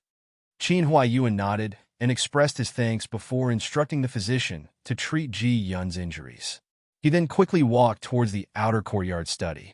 Ji Yun was worried about Qin Yining and only said that she would be fine after applying a little medicine. She also followed Qin Huaiyuan out. At this time, the sky was already turning white. The three black-clothed assassins lying horizontally in the courtyard of the outer courtyard study were still in the same position they were in when their acupoints were sealed. A tall and thin man wearing a light gray patched gown stood in the corridor with his hands behind his back. Behind him was a tightly shut door and a window with a hole in it. Qin Huaiyuan and Ji Yun entered the courtyard and first sized up Mu Jinghu. Mu Jinghu also looked at Qin Huaiyuan. His eyes were calm and stupefied. After a while, he seemed to have understood something. He went down the stairs and cupped his hands. "Hello, uncle." Qin Huaiyuan was very surprised. He felt that this young master seemed to be somewhat ignorant of the ways of the world. Who would address someone as uncle when they first met? It would inevitably make people feel that he was being overly familiar with them or trying to curry favor. However, Qin Huaiyuan still bowed seriously. "Hero, this old man is unable to repay you for saving my daughter today. If you need this old man's help in the future, this old man will definitely do his best to repay your kindness." "Uncle, please don't be so polite. My surname is Mu. Many people call me Blockhead. If Uncle doesn't mind, you can also call me Blockhead." Mu Jinghu hurriedly supported him. He glanced at the three people lying on the ground and said, "Let's tie these three up first. Do you need me to help interrogate them? I can make them wish they were dead, and they won't suffer any physical injuries." As he spoke, he seemed very pleased with himself and wagged his finger. Qin Huayin did not have any ill feelings towards this overly familiar young man in front of him. On the contrary, he had seen a lot of things, and his ability to observe people was top-notch. Although this young master was dressed shabbily, he was clean from head to toe. Moreover, he had a pair of calm and clear eyes. A person with such eyes must be a kind-hearted person. Perhaps he was the disciple of a reclusive expert, which was why he was so ignorant of worldly affairs. Many thanks to young Master Mu. Qin Huaiyuan turned around and instructed Ji Yun, "Go find a rope to tie them up. Now that the residence is in chaos, there is a shortage of manpower. Young miss, please forgive me." Ji Yun was overwhelmed by the favor and said repeatedly, "Marquis is too polite.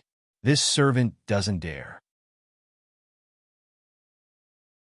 "Don't mention it. I still have to thank you for saving Sister E." Qin Huayan couldn't bring himself to mention Pang Xiao because of the three people on the ground.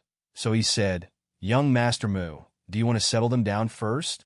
"And that's fine. Why don't I rest nearby? I've been entrusted with a task, so I have to fulfill it.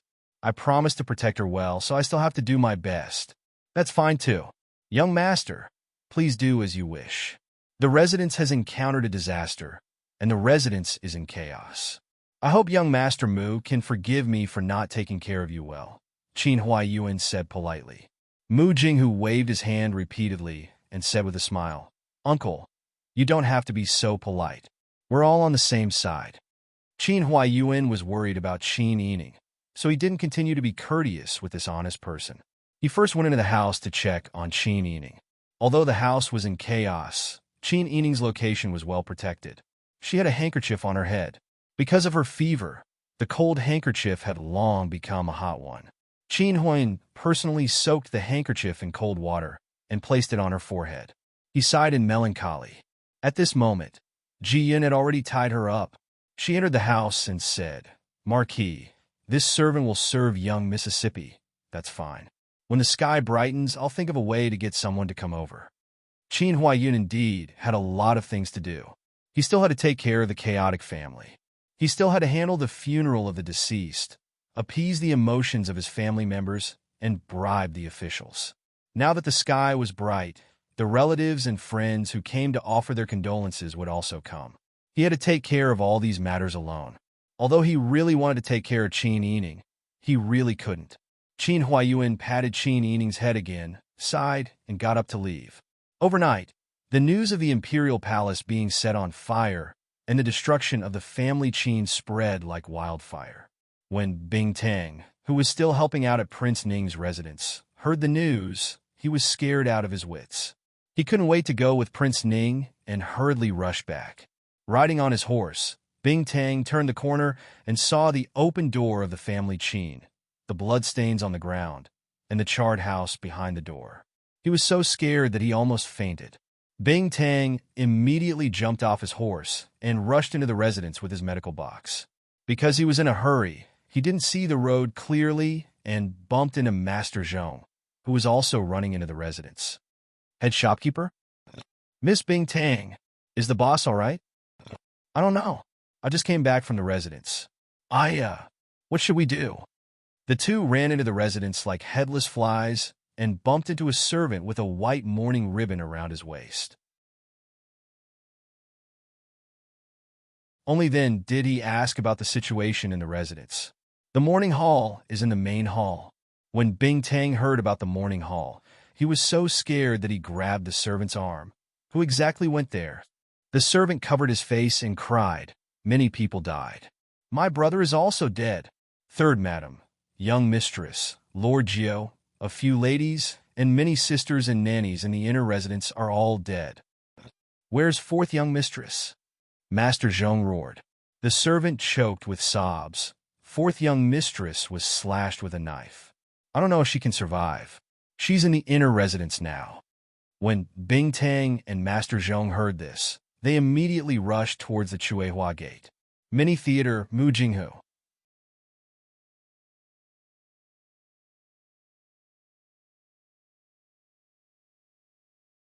Chapter 215. Qin Yining had a long and heavy nightmare. In her dream, there were constant sounds of killing and the lingering smell of blood. There were also people chasing after her, shouting to kill her. She was originally very confident that she could escape, but when she took a step forward, she realized that she was just a child with short arms and legs. Very quickly, someone caught up with her. The moment the knife pierced her shoulder, she screamed in horror. Her body shook violently, and she suddenly opened her eyes. Pain. Her shoulder really hurt.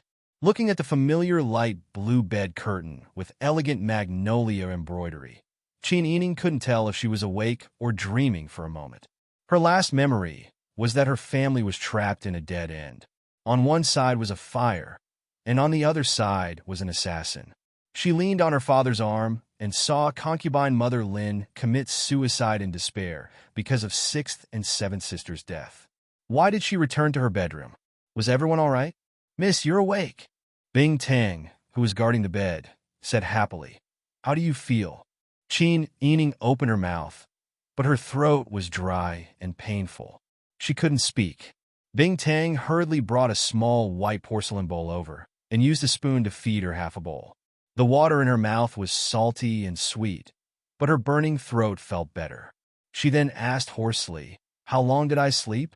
What day is it now? What time is it? In response to Miss, you slept for a day and a night.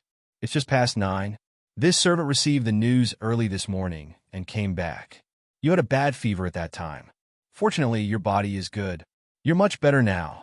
Qin Yining nodded and asked again, Who else is in the family?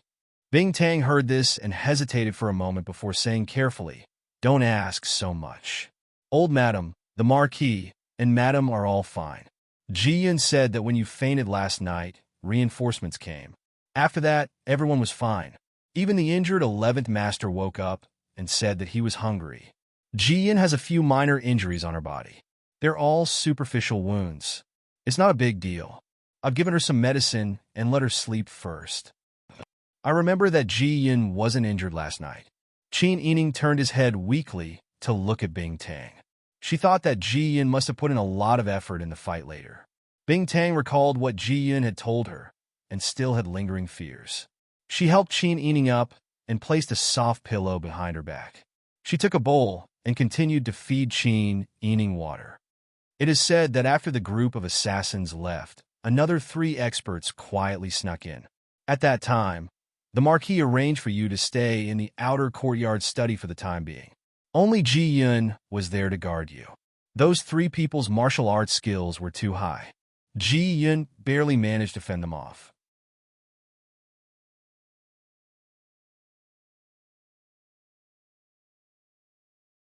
If she personally experienced everything that Qin Yining went through, Bing Tang felt that the grass on her grave would be 3 feet tall by now.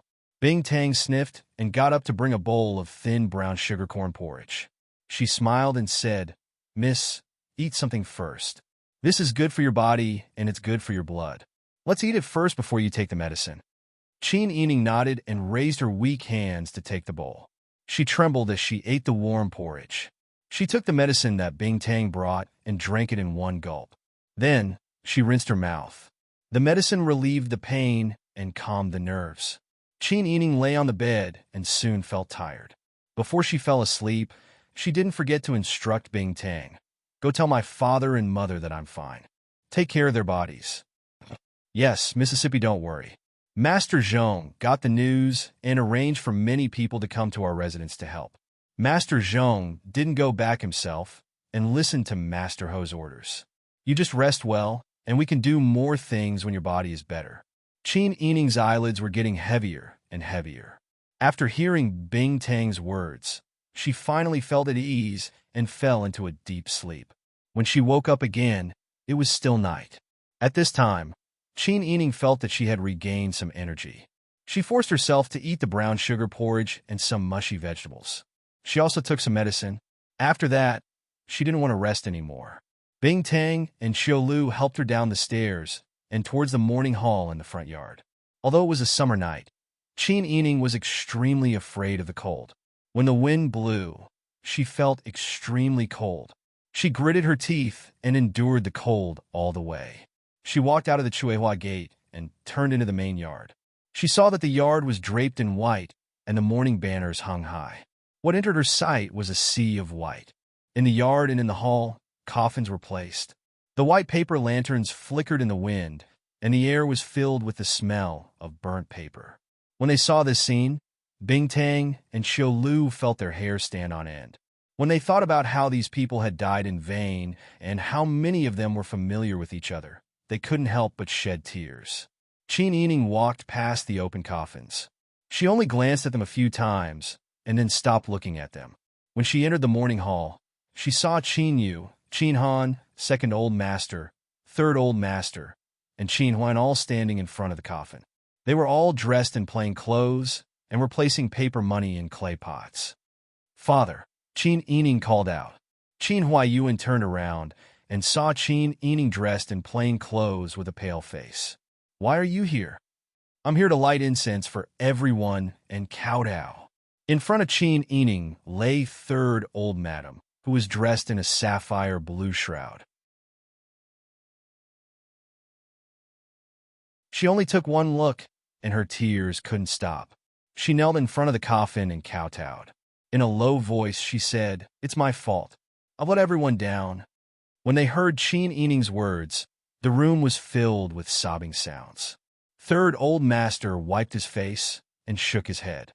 "Sister E, you don't have to blame yourself. I've said it before. This incident wasn't anyone's fault. It's just that we were unlucky and happened to be in this chaotic world." Qin Yu's wife didn't escape this calamity either. They were a young married couple and were usually very loving. Although the Yao clan hadn't produced any children for many years, and Qin Yu wasn't willing to take in a concubine for her sake. Now that the Yao clan was gone, Qin Yu felt a part of his heart was empty. After hearing third old master's words, she didn't say anything. She just blankly placed paper money in the clay pot. Qin Yining forced herself to stay awake. She didn't want to try to figure out what her family was thinking. Even if she was hated by her family, she deserved it because she had implicated them. She was now concerned about another matter. "Father, do you know where the assassin came from?" "Yes." Qin Huayuan's face was illuminated by the firelight. He slowly said, "The matter has been investigated clearly. The assassins were sent by the Zhou dynasty's emperor. First, it was because the Tian Jizi calculated your fate. Second, it was because they tried to assassinate the emperor. This time, there were more than 100 assassins from the Zhou dynasty. 2 days ago, they disguised themselves as merchants and entered the city. They were already targeted by the Silver Mass secret agents and the warden's office of the 5 cities. Second old master, third old master, Qin Yu, and Qin Han all put down the paper money in their hands and handed it to the servants who were keeping watch over the coffin. There were too many people here, and it wasn't suitable for this topic. Everyone tacitly left the front hall and went to a reception pavilion in the courtyard next door to sit down. They also arranged for trustworthy people to stand guard outside. Qin Huayan then said, "Those people's plan was very thorough. First, they sent people to our residence. Then, they arranged a large number of people in the imperial palace. That's not all. They even had a backup plan. This time, if young Master Mu hadn't come in time, Sister E might not be here now." Second old master and third old master both sighed and shook their heads. Qin Yu asked, "Who is young Master Mu?" Qin Huayuan said, "Young Master Mu was sent by little Wang Yi to protect Sister E." Third old master said in surprise, "You're saying that little Wang Yi sent people to protect Sister E?" Qin Yining knew that right now, in front of his family, even half a sentence of concealment could easily cause misunderstandings. Therefore, he said bluntly yes. When Pang Zhishi got the news that Emperor Zhou sent people to the capital to assassinate me, he immediately arranged for a Jianghu hero with excellent martial arts to help. However, he came too late and didn't catch up with the first batch of assassins. He only managed to capture the 3 assassins alive. Second old master nodded silently. Qin Han frowned and said, "It seems that Emperor Zhou and Pang Zhishi don't have the same opinion. Qin Han sneered. In my opinion, no matter where it is, the emperor is always the same. They only care about the stability of their own position, and simply do not consider the suffering of the people. Fourth sister was only spread with that kind of baseless rumor, and the Zhou emperor was able to send people from afar to assassinate her. Moreover, he even killed so many people in our family. It is enough to show that he is also a person who acts arbitrarily and disregards human life. Qin Yining lowered his head. In the end, I'm the one who harmed everyone. He took a deep breath and didn't wait for anyone to say anything to ease the situation. He turned to Qin Huaiyuan and asked, Father, did you get anything out of those 3 assassins? They were tortured and spat out everything. However, the remaining assassins are still running away.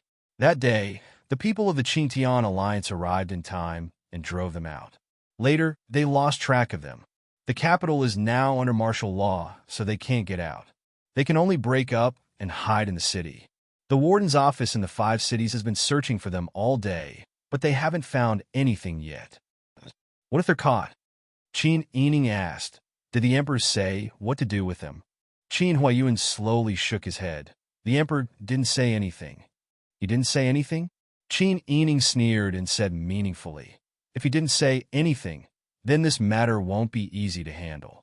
Father, second uncle, third uncle, with the emperor's temperament, if the Zhou puts pressure on him, do you think he'll let these assassins go? That's very possible, Qin Han said bitterly. Think about what happened to the Duke Ding's mansion and the Sun family. The people of the Zhou didn't say anything, but the emperor already began to kill his loyal officials. If the emperor of the Zhou casually said, hand over these people and I'll spare your lives, wouldn't the emperor happily return them?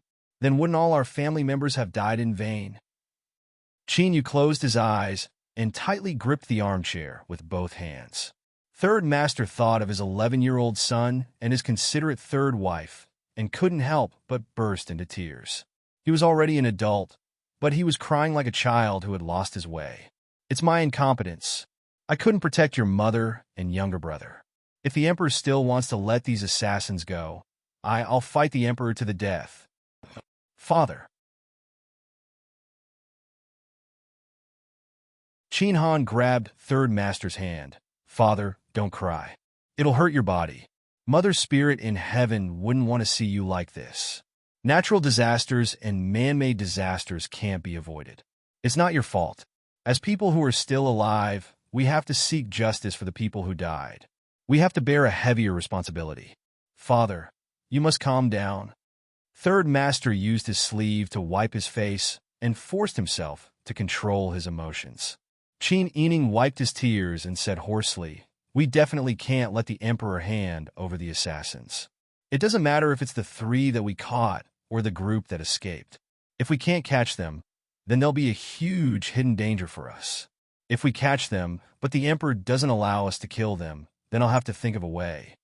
It's not wise to directly disobey the emperor's orders.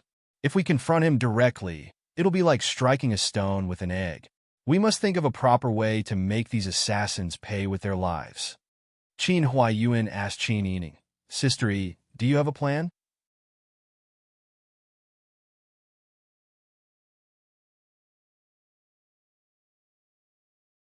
Chapter 216. The family Qin had been persecuted to this extent, and everyone was filled with hatred.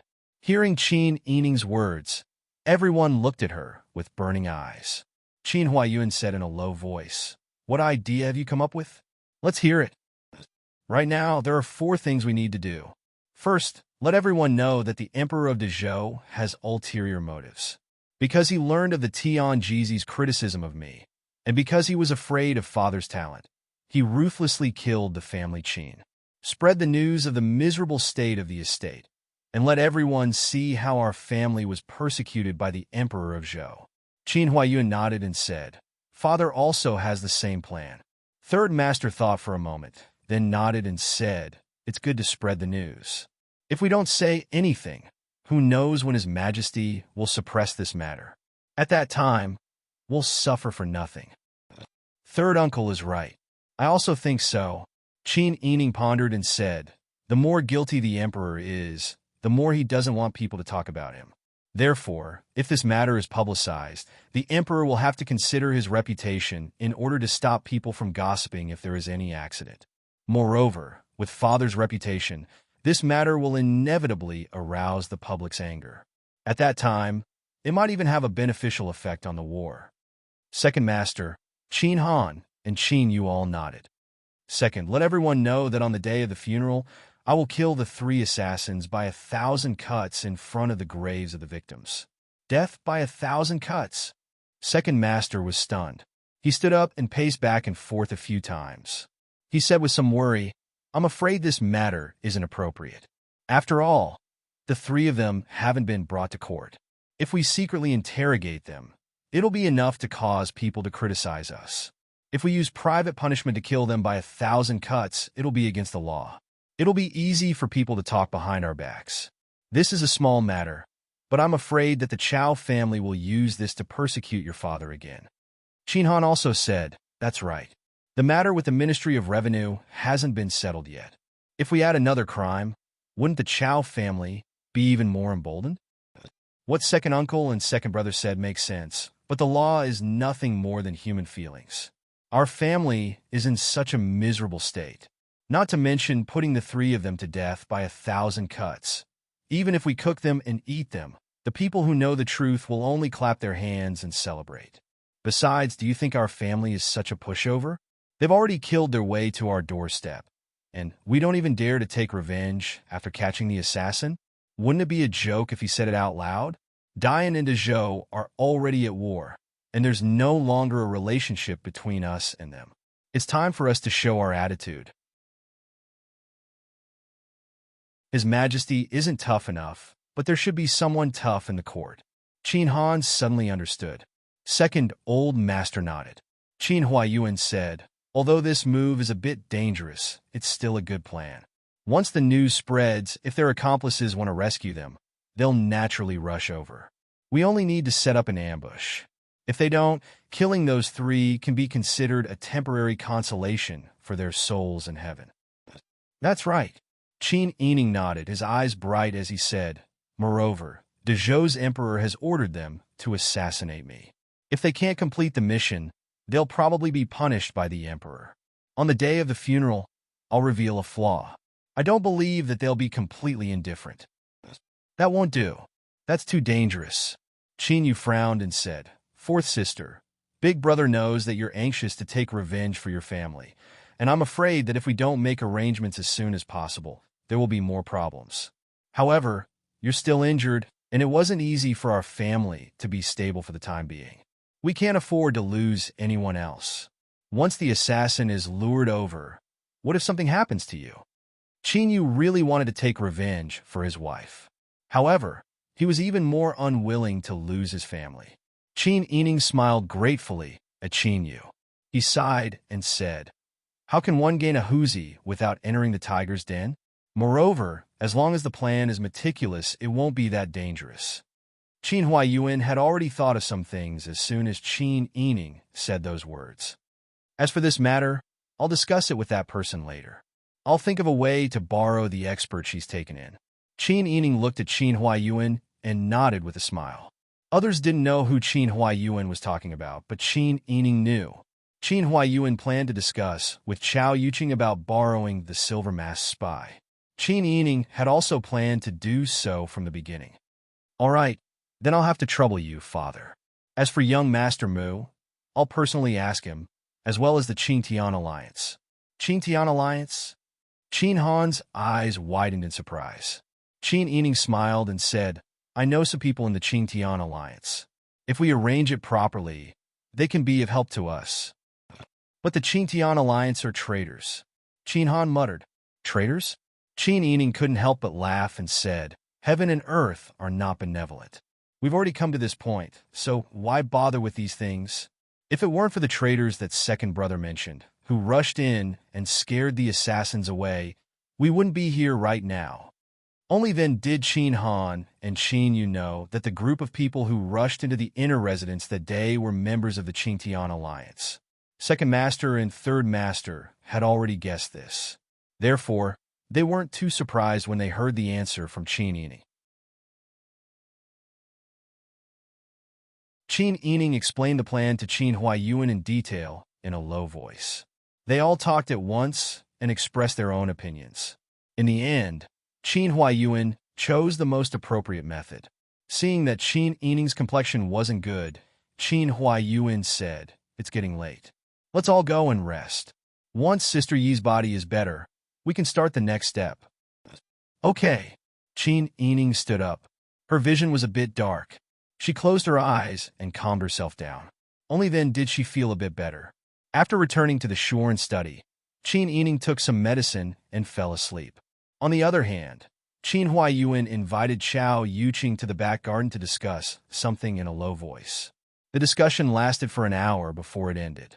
Present in the military camp outside Xihua City, Pang Xiao had been anxious for several days. Finally, his subordinate, Jing Huwei, had arrived.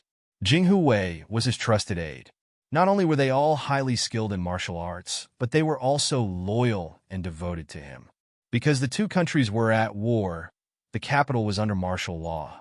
Not to mention ordinary spies, even Jing Huwei had a hard time bringing news back.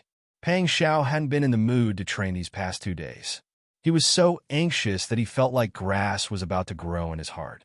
Now that he saw the person who had replied, his heart calmed down a bit. He led the person out of the large tent to an open space outside. After making sure that there was no one around to hide and eavesdrop, he asked in a low voice, "Quickly speak. How is the situation in the capital? Did His Majesty arrange for people to enter the city?" Back to Wang Yi. His Majesty arranged for 100 death warriors to disguise themselves as merchants and enter the capital in batches. A few days ago, those people ransacked the Dian Marquis of Anping's estate. This subordinate went to the Marquis of Anping's estate to take a look. There were indeed many deaths in the estate. More than half of the servants were gone. Many of the master's capable maidservants lost their lives. In addition, the Marquis of Anping's estate's third madam, eldest young mistress, sixth young mistress, and seventh young mistress were also. I don't want to know about these people. Just tell me if fourth young mistress is all right. Pang Xiao stood with his hands behind his back. His hands behind his back were tightly clenched into fists. Although his expression was normal, the aura around him was cold. It was like an unsheathed sharp blade that was eager to drink blood. It made people feel intimidated just by looking at it. This was the first time that Jing Huwei had seen Wang Yi this angry. He didn't dare to say more and only said, "Fourth young mistress was cut by a knife and lost too much blood. I'm afraid it will harm her foundation." When this subordinate came out, I heard that fourth young mistress was still unconscious. What did you say? Pang Zhao's voice was still not loud, but the pressure hidden in his words seemed to be able to materialize. The pressure made Jing Huwei kneel on one knee. "Wang Yi, please calm down." Pang Xiao took a few deep breaths and told himself that he must calm down. But when he thought of Emperor Zhou's insistence on killing Qin Yining and using the excuse that she was a protective talisman that the Tianjizi calculated to protect the Dian dynasty, Pang Xiao was so angry that his teeth itched. That day, Emperor Zhou ordered the eunuch to send a decree, ordering him to assassinate the legitimate daughter of the Dian Marquis of Anping. He wasn't willing to listen. The eunuch was ordered to reason with him, saying that he didn't know what was important and that he dared to disobey the decree. This was already the second time that he had disobeyed the emperor's decree in Xihua City. Pang Xiao had always been flexible. If it was in the past, even if the chamberlain was arrogant and long-winded, he would not show too much of his attitude. Everyone just had to maintain the dignity between each other and go about their own business. But the eunuch's words were all about Qin Yining's life. He couldn't even bear to touch such a precious person. How could he tolerate others harming her? So Pang Xiao had a big argument with the eunuch and even beat him up. The eunuch left crying. He thought that when he returned, he would add oil and vinegar to the emperor's story and make up bad things about him. But when it came to Qin Yining, Pang Xiao found that his rationality had long disappeared. All that was left were his instincts. It was also on the day that the eunuch was beaten up and left in a hurry that Pang Xiao hurriedly sent a messenger pigeon to urge Mu Jinghu, to quickly go to the capital to protect Qin Yining.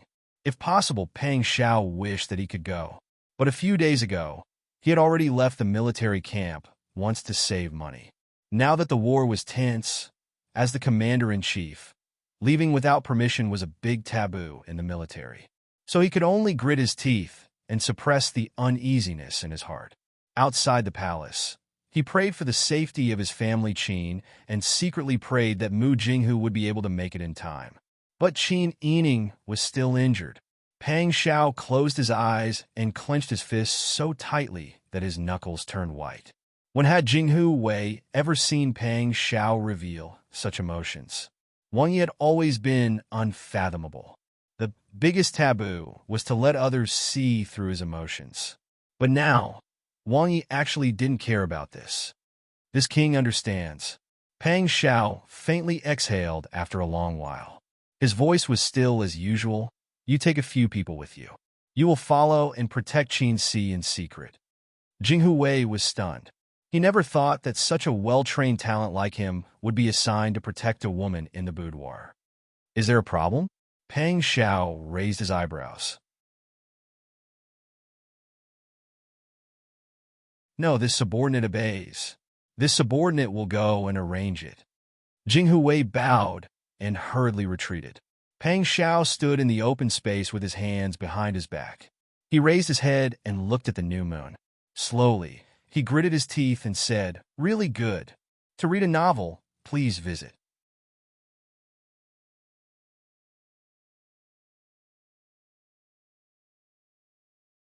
Chapter 217. The next day, Qin Yining got up and invited Mu Jinghu to the shore and study for a chat.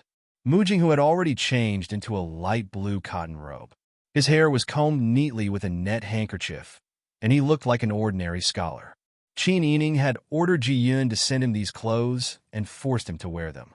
Even so, he could not bear to throw away the tattered clothes that he wore when he arrived. He still kept them at the bottom of his trunk. "Young Master Mu, please take a seat." Qin Yining met him in the study on the first floor of the shore and study. Mu Jinghu sat down on a round-back chair and curiously sized up Qin Yining with his head tilted. Qin Yining thought that this young master was indeed as Ji Yun had said in private. He really was somewhat ignorant of the ways of the world. What kind of man would stare at a woman like that? However, Mu Jinghu's gaze was very clean. Qin Yining could tell that he was purely curious and did not have any other intentions. This made him unable to feel any disgust towards him. Qin Yining smiled and said, "Did little Wang Yi send you here?" When Mu Jinghu heard this, he was somewhat unhappy and said, "How can that fox be qualified to send me to do things?" That fox? Why did these words sound so full of resentment? Thinking of Pang Xiao's cunning and changeable personality, and then looking at this somewhat foolish and somewhat naive young master in front of him, Qin Yining felt that he had already found the truth. This young master might have been ruthlessly fooled by Pang Xiao before. Young master, please forgive me for offending you. Then you were sent here by Pang Jishi?" Mu Jinghu nodded and said, "I lost a bet in the past and owed him. All these years, he has not asked me to return the debt. I thought that he had forgotten about it. A few days ago, he suddenly came looking for me and asked me to protect his future wife." As he spoke, he looked at Qin Yining and said, "You really took things too hard. Why did you agree to marry that fox?" Qin Yining. Could she say that she was speechless? She herself did not know how she had developed such a relationship with Pang Xiao step by step. In that case, it seemed that she had really accidentally fallen into Pang Xiao's trap. Now, even if she wanted to withdraw, she could not bear to do so.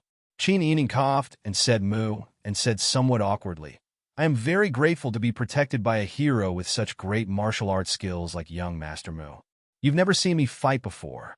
You were still unconscious that day. How do you know that my martial arts are strong?" Qin Yining had gradually understood Mu Jinghu's character and knew that he was not being sarcastic or had any other meaning. Instead, it was because of his straightforward character that he asked whenever he had a question. Qin Yining smiled and said, "Because Ji Yun saw young master's ability. Although I do not understand these things, Ji said that you subdued those 3 people in just a few moves. Mu Jinghu nodded and said seriously, my martial arts skills are indeed very good. That fox told me to protect you until he conquered your country's capital. Once he conquered Dian, we will be even, so I'm telling you in advance, don't think that I can protect you for the rest of your life. How could a normal person boast in front of others? How could he directly say something like, conquer Dian? It seemed that this young master was already ignorant to a certain extent. He was probably someone who was used to living alone and did not need to interact with others. He was also a straightforward and honest person.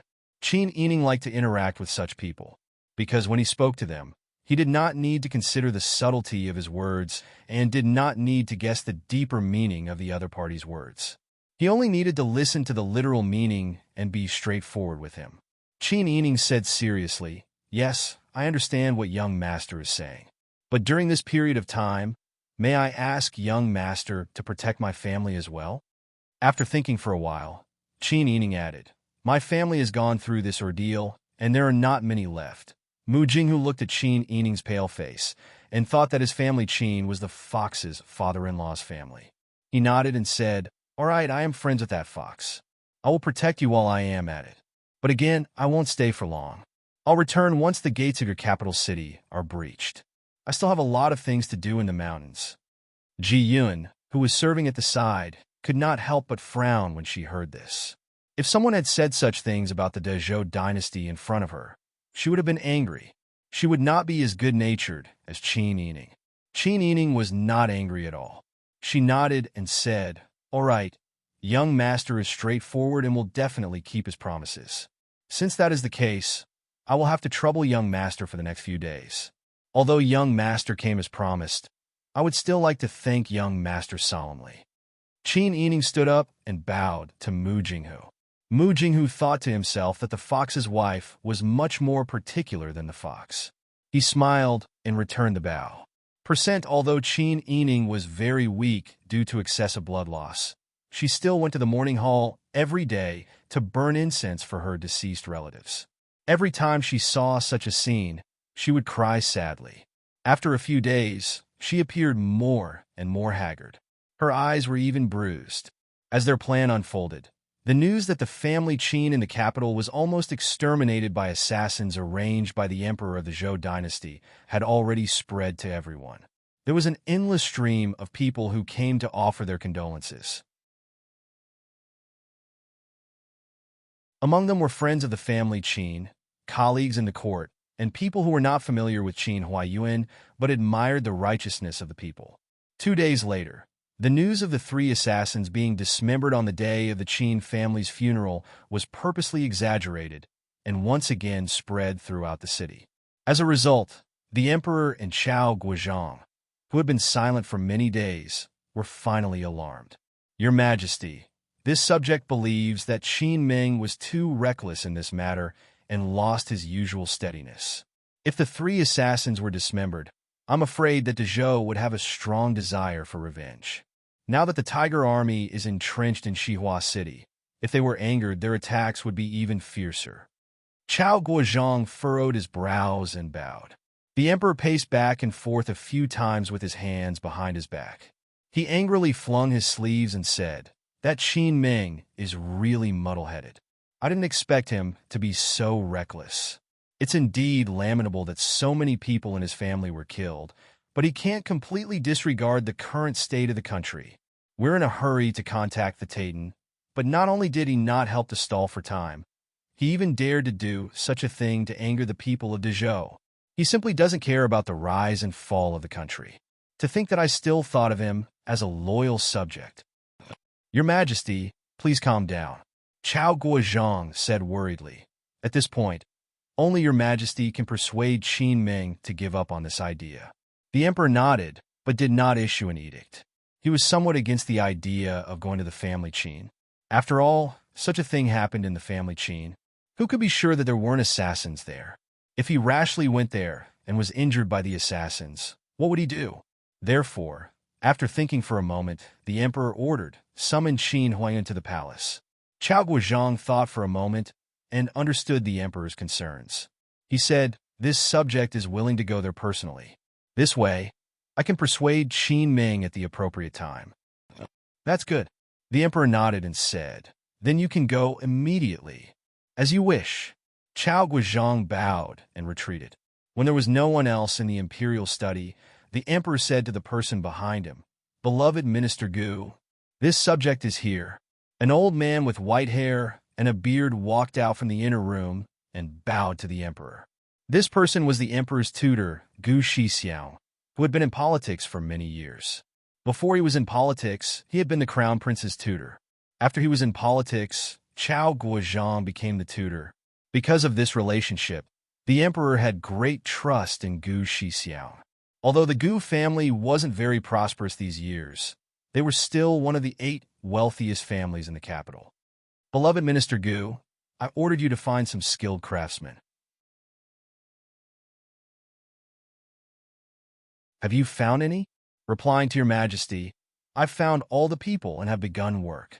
It's just that, your majesty, this old subject believes that with the chaos of war, it would be better for the wealth your majesty has obtained in recent days to be invested in the war. When Gu Shixiang spoke, his old body trembled slightly. The emperor frowned and said, This wealth is what I have obtained in a normal manner. It is also the goodwill of the people and merchants of the world towards me. Moreover, I have already decided on how to deal with this large amount of gold and silver. Beloved Minister Gu, just do your part. Or does beloved Minister Gu wish to go against my wishes? Recently, the emperor had added a few more types of taxes and ruthlessly exploited the merchants of the world. He had also scraped off a few layers of oil from the common people. Now, he held a large amount of gold and silver in his hands. He had given this matter to his trusted aides, so not many people knew about it. Seeing the emperor's insistence, Gu Shixiang cleverly bowed and said, This subject doesn't dare. This subject was wrong just now. As the ruler of the country, your majesty has the right to decide where this money will go. No one else has the right to interfere. The emperor stroked his beard with satisfaction. After speaking with Gu Shixiang for a while, he ordered his trusted aide to secretly send Gu Shixiang away. At this time, Qin Huaiyuan had also followed Chao Guizhong into the palace. Qin Huaiyuan had always known when to advance and when to retreat. Otherwise, his outstanding talent alone wouldn't have been enough for the emperor to trust him for so many years. Thus, when the emperor summoned Qin Huaiyuan into the palace today, Chao Guizhong had already spoken with Qin Huaiyuan. In addition to his own prestige, he was very confident that Qin Huaiyuan would listen to his arrangements. Who would have thought that Qin Huaiyuan would enter the imperial study, kneel down, kowtow, and complain tearfully, describing the miserable state of the family Qin. No matter what your majesty orders this subject doesn't dare to disobey. However, this group of assassins is too savage. The capital is under the sun of heaven's feet. Under your majesty's eyes, the assassins from Dezhou dared to run amok. Not only did they arrange for a large group of assassins to come, but they also robbed this subject's home. This is clearly not putting your majesty's prestige in their eyes. Your majesty's wealth extends far and wide, and your prestige shakes the world. Now that Dezhou and Dian are at war, if you let these 3 people off lightly, wouldn't it be telling the world that your majesty is afraid of Dezhou? This subject is considering your majesty's prestige and has decided to execute these 3 people. Please, your majesty. Hearing this, the emperor wavered. Although he was very afraid of angering the people of Dezhou in exchange for an even more ferocious attack, he still had to consider his own dignity. The news that the family Qin was going to execute the assassins by 1,000 cuts had already spread. If he brazenly obstructed them, he was afraid that he would be criticized behind his back. However, if he really allowed the family Qin to execute these 3 people, the emperor was still a bit afraid. Thinking of this, the emperor thought of a compromise. He smiled as he helped Qin Huaiyuan up and said, Beloved official Qin, we know about your family situation and can understand. However, execution by 1,000 cuts is too bloody and cruel. You can capture these 3 people and flog them in front of their graves on the day of the funeral as a warning to others. As for execution by 1,000 cuts, we think we should avoid it.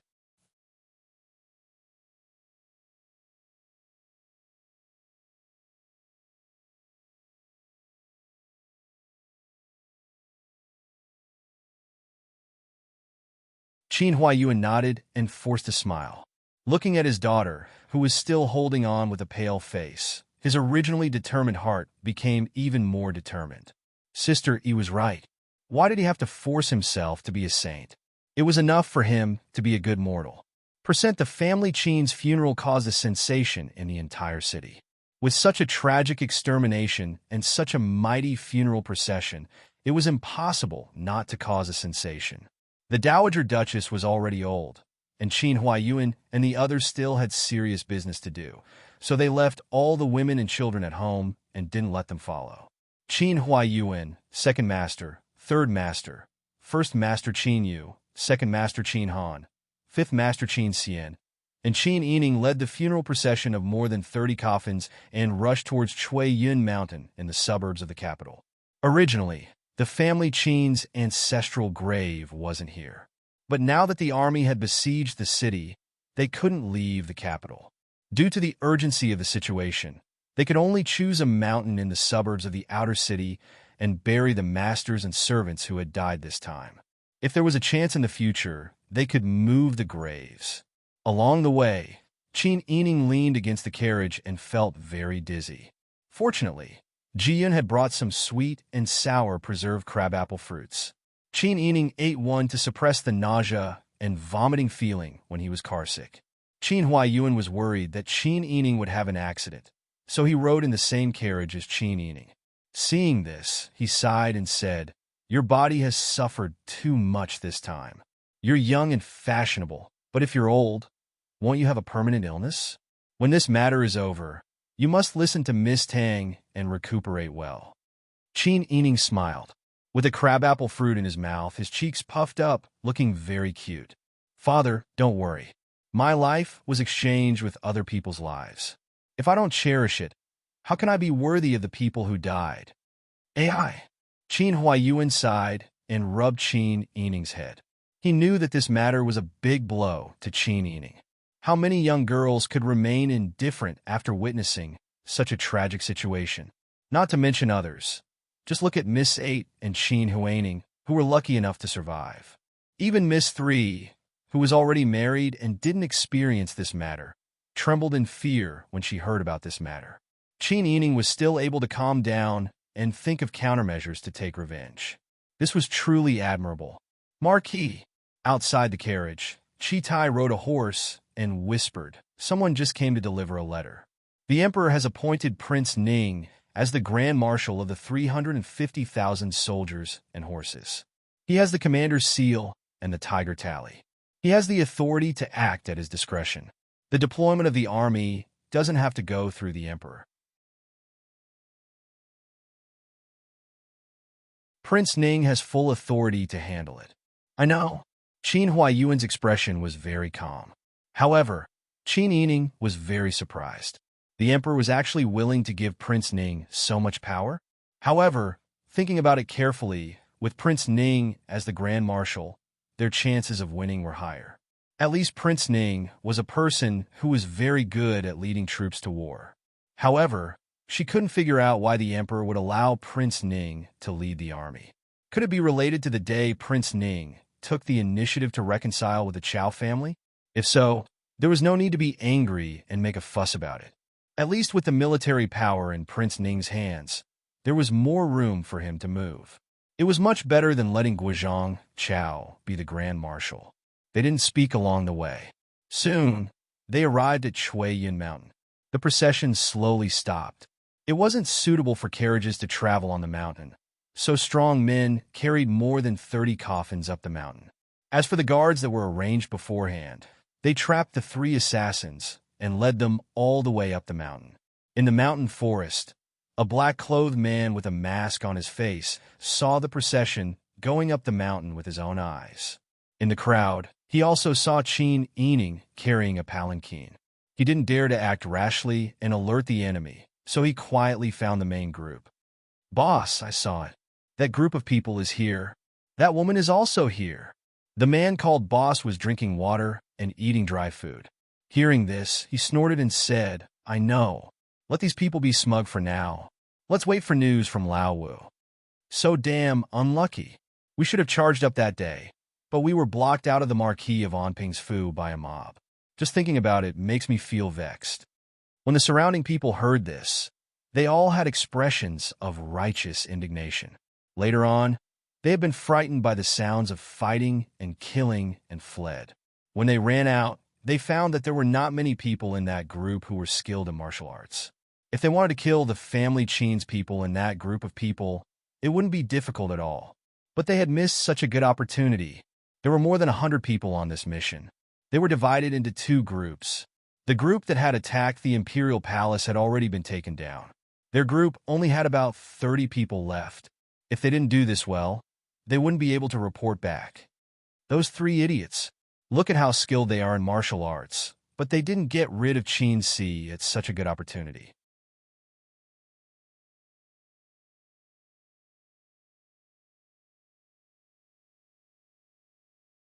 Chapter 219. At this time, Old Fifth, who had been sent to the city to scout for information, also rushed back. He replied in a low voice, "There are indeed troops moving in the city, but they are still quite far from here. We have at least 3 incense sticks worth of time before we can take action. In addition, the guards and servants that the family Qin brought only add up to about 20 people." 20 people is nothing to be afraid of. With our abilities, we can take care of them in the time it takes to burn a stick of incense. The eldest brother put away the water bottle and wiped his mouth. He said, "Today, our first priority is to kill that woman, then rescue those 3 idiots. After we succeed, we will sneak back into the city to hide and wait for Dezhou's troops to achieve a complete victory." Now that the capital was surrounded, it would not be easy for them to leave. They could only hide in the capital and wait for the day that Dezhou won. Then they could return to the emperor to receive their reward. When everyone heard this, they felt their spirits rise. They put on their masks and drew their swords. Then they rushed to the burial site that the family Qin had prepared in advance. At this time, the coffins had already been placed next to the graves that had been dug. Qin Huaiyuan led the family to burn paper money. The people who followed behind them to help were all mourning. Ji Yun knelt behind Qin Yining. Mu Jinghu symbolically squatted beside her, paying attention to the movements around them. Qin Huaiyuan led the people to burn paper money and read a eulogy. Then he ordered people to push the 3 assassins out and prepare the knives for dismemberment. "Today, we will use the flesh and blood of these 3 people as a sacrifice to the deceased." As soon as he finished speaking, there was another wave of earth-shattering cries. The people in charge of the execution tied the 3 assassins to wooden stakes in a shape and prepared a small knife to cut off their bones. The 3 assassins had suffered all kinds of torture and were now covered in cuts and bruises. They had spat out everything that they could, but they didn't expect that after confessing everything, they would still have to suffer the pain of 1,000 cuts like livestock waiting to be slaughtered. The 3 of them were already pale with fright.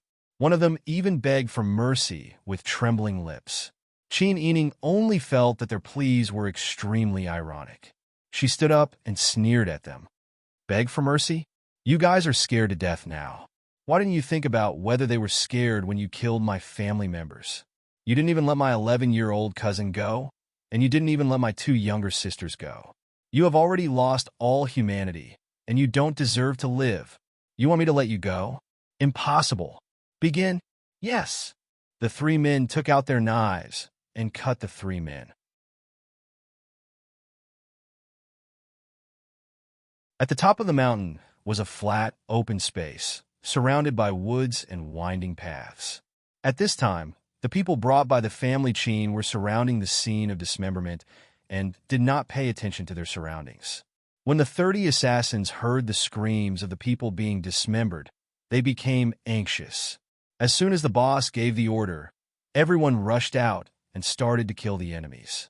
These 30 people had long since conserved their energy, and their martial arts were not weak. For a moment, their momentum was like a ferocious tiger descending the mountain. Qin Yining, on the other hand, had gathered with her father, 2 uncles, and 2 brothers. They were surrounded by guards in the middle. The boss sneered and said, "Qin Si, why aren't you coming out to die? If you were willing to die that day, your family wouldn't have lost so many people. What? Are you still afraid of death today? Aren't you afraid that your family members will be dissatisfied and come to capture you?" Qin Yining was not afraid at all. It's still unknown who will live and who will die today. As soon as she finished speaking, the lids of the 30 coffins on the mountain were suddenly opened, and 30 people wearing black clothes and silver masks jumped out. The person in the lead was not tall, and her black clothes could not hide her curvaceous figure. She waved the sharp knife in her hand, and the people behind her rushed forward in a well-trained manner. Although they did not make a sound, their aura was awe-inspiring, and their killing intent filled the air. At the same time, a raging fire suddenly ignited around the mountain peak, surrounding the empty space at the top of the mountain. For a moment, black smoke rose into the sky, and everyone was trapped in a circle of fire. The 30 assassins were shocked. Not to mention that they were equally matched with the silver masked spy in terms of martial arts and numbers, there were still other people who had not come forward. They could only retreat as they fought. But after retreating to a certain extent, there was a sea of fire behind them. Qin Yining, who was in the middle of the crowd, laughed mockingly. How does it feel to have pursuers behind you and a sea of fire in front of you?" The assassin's current situation was exactly the same as the family Qin situation that day. "You bitch! Even if I die today, I'll drag you down with me." The boss waved his large knife angrily, but before he could make a move, a stone hit his temple. He immediately spat out a mouthful of blood, and his eyes rolled back as he fell down. This move really shocked everyone, especially Chao Yuqing, who was standing beside Qin Huaiyuan and wearing a silver mask. Qin Yining also looked at Mu Jinghu in surprise. Mu Jinghu patted the dust off his hands and explained to Qin Yining somewhat embarrassedly, "He scolded you. That's not good." He felt very uncomfortable that his friend's wife was being scolded. He thought that if that fox was here, that person would have died even more miserably, so he did not hesitate to make a move. Qin Yining came back to his senses and smiled gratefully at Mu Jinghu. The assassins who were stunned by Mu Jinghu's move were gradually defeated by the silver masked spy's tyrannical pressure. With nowhere to retreat, they were all captured alive. Just at this moment, the fire suddenly weakened. The assassins then realized that there was a circle of fire around the mountain peak. The fire was only to trap them, but it would not cause a mountain fire. They hated that when they came up the mountain, they did not notice the abnormalities around them. The silver-masked spy had dislocated the jaws of these assassins. He handed them over to Qin Huaiyuan's men. Qin Huaiyuan ordered his men to tie up these assassins, as well as the 3 who had planned to kill them with 1,000 cuts.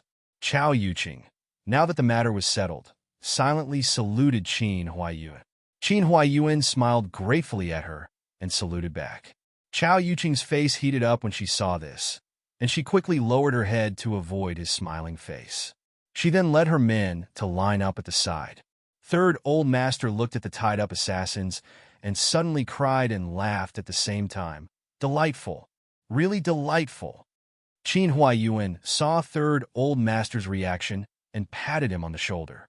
He whispered in his ear, "Third brother, don't worry, they won't survive." "Yes, big brother, I believe you." Third Old Master wiped his face. Although they could not wait to kill these people immediately, they had to consider the big picture and not ruin the plan. A group of people escorted the assassins down the mountain in a grandiose manner and rushed towards the city. Qin Huaiyuan ordered Chi Tai, "Tell our men to get ready. In a moment, we will take this group of people and parade them through the streets." "Yes." Chi Tai nodded and quickly went to make the preparations. He did not believe that the angry commoners, as well as the disaster victims who had received great kindness from Qin Yining and Ning Yuan, would not be angry when they found out that the family Qin, who had always been loyal to the people, had almost been exterminated and that the assassins responsible for the extermination had been captured. The commoners had been shrouded in the shadow of the extermination of their country for too long. After the successful peace talks and the Emperor of Zhou unilaterally tore up the peace talks, the commoners' resentment towards the Emperor of Zhou had reached a new level. Now, these assassins who had destroyed the peace were being paraded through the streets. The consequences could be imagined. The Emperor did not allow them to be killed by 1,000 cuts. Good. They were not killed by 1,000 cuts. However, under the public's anger, these assassins were killed by the commoners. The Emperor would not punish the family Qin, right? This was the goal that Qin Yining and Qin Huaiyuan had wanted to achieve from the very beginning. The group made their way back in a mighty manner. Qin Yining lifted the curtain and looked at the assassins being herded like livestock. He immediately felt a burst of joy, as if the large stone that had been pressing on his heart for the past few days had been removed. The whole family was like this. Third Old Master and Second Old Master sat in the same carriage, discussing in low voices how to conduct the actual funeral and burial. Qin Yu thought of his wife and lowered his hands and cried all the way. Qin Han silently comforted him on the side. When the group of people arrived at the city gates, they found that there was a huge crowd in front of the gates. It was chaotic. There were soldiers and commoners among them. Their group could not pass through it all. Qin Huaiyuan found it strange and hurriedly ordered people to investigate. As a result, everyone who heard the news was stunned. What did you say? Ning Wang entered the city with 10,000 people. Yes, Marquis. As soon as Ning Wang obtained the command seal, he immediately called for the Divine Machine Battalion's 1,000 handgun soldiers, 3,000 cavalry battalions, and 6,000 men from the 5 army battalions. He gathered 10,000 men and charged straight into the city, surrounding the imperial palace. He himself led his men and charged straight into the imperial palace, claiming that the demon empress was causing chaos in the country. This time, he had to clean up the emperor's subordinates. Qin Huaiyuan was stunned. For a moment, he did not know how to react. He never expected that the first thing Ning Wang did after obtaining military power was to rebel. When Xiao Yuqing and the silver-masked spy heard this, they no longer cared about this place and rushed in the direction of the imperial palace. As for the assassins that Qin Huaiyuan brought back, they attracted the attention of the surrounding commoners. Qin Yining whispered orders to Ji Yun. Ji Yun immediately took the lead. She picked up a stone and threw it at the assassins, shouting, "These are the Zhou dynasty's assassins. Kill them." When the commoners heard this, they became agitated. They all threw stones, wood, rotten vegetables, and other things at the assassins. Qin Yining, along with Qin Huaiyuan, his 2 uncles, and his 2 cousins, retreated to the side with their subordinates. They quietly admired the tragic scene of the assassins being beaten to death by the commoners. Qin Yining said, "Now, the emperor probably won't have time to punish them." Yes, it's so satisfying. Qin Han could not help but roll up his sleeves and rush out. He copied the commoners and picked up a wooden stick to hit the assassins. Qin Yu followed suit and rushed out with red eyes. Qin Huaiyuan's brows were tightly knitted.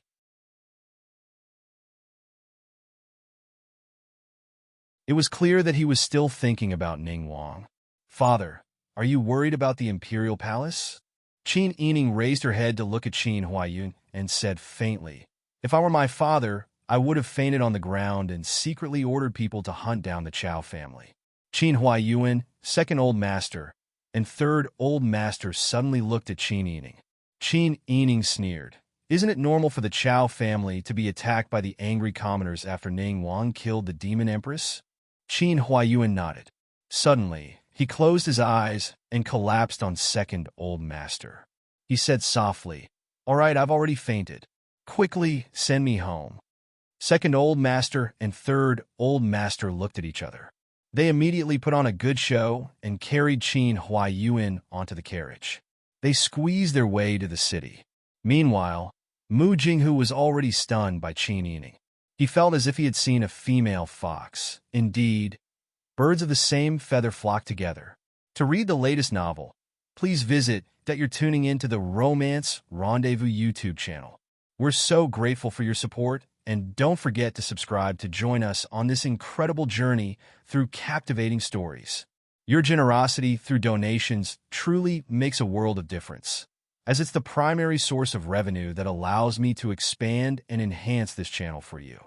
Thank you from the bottom of my heart for being a part of this adventure.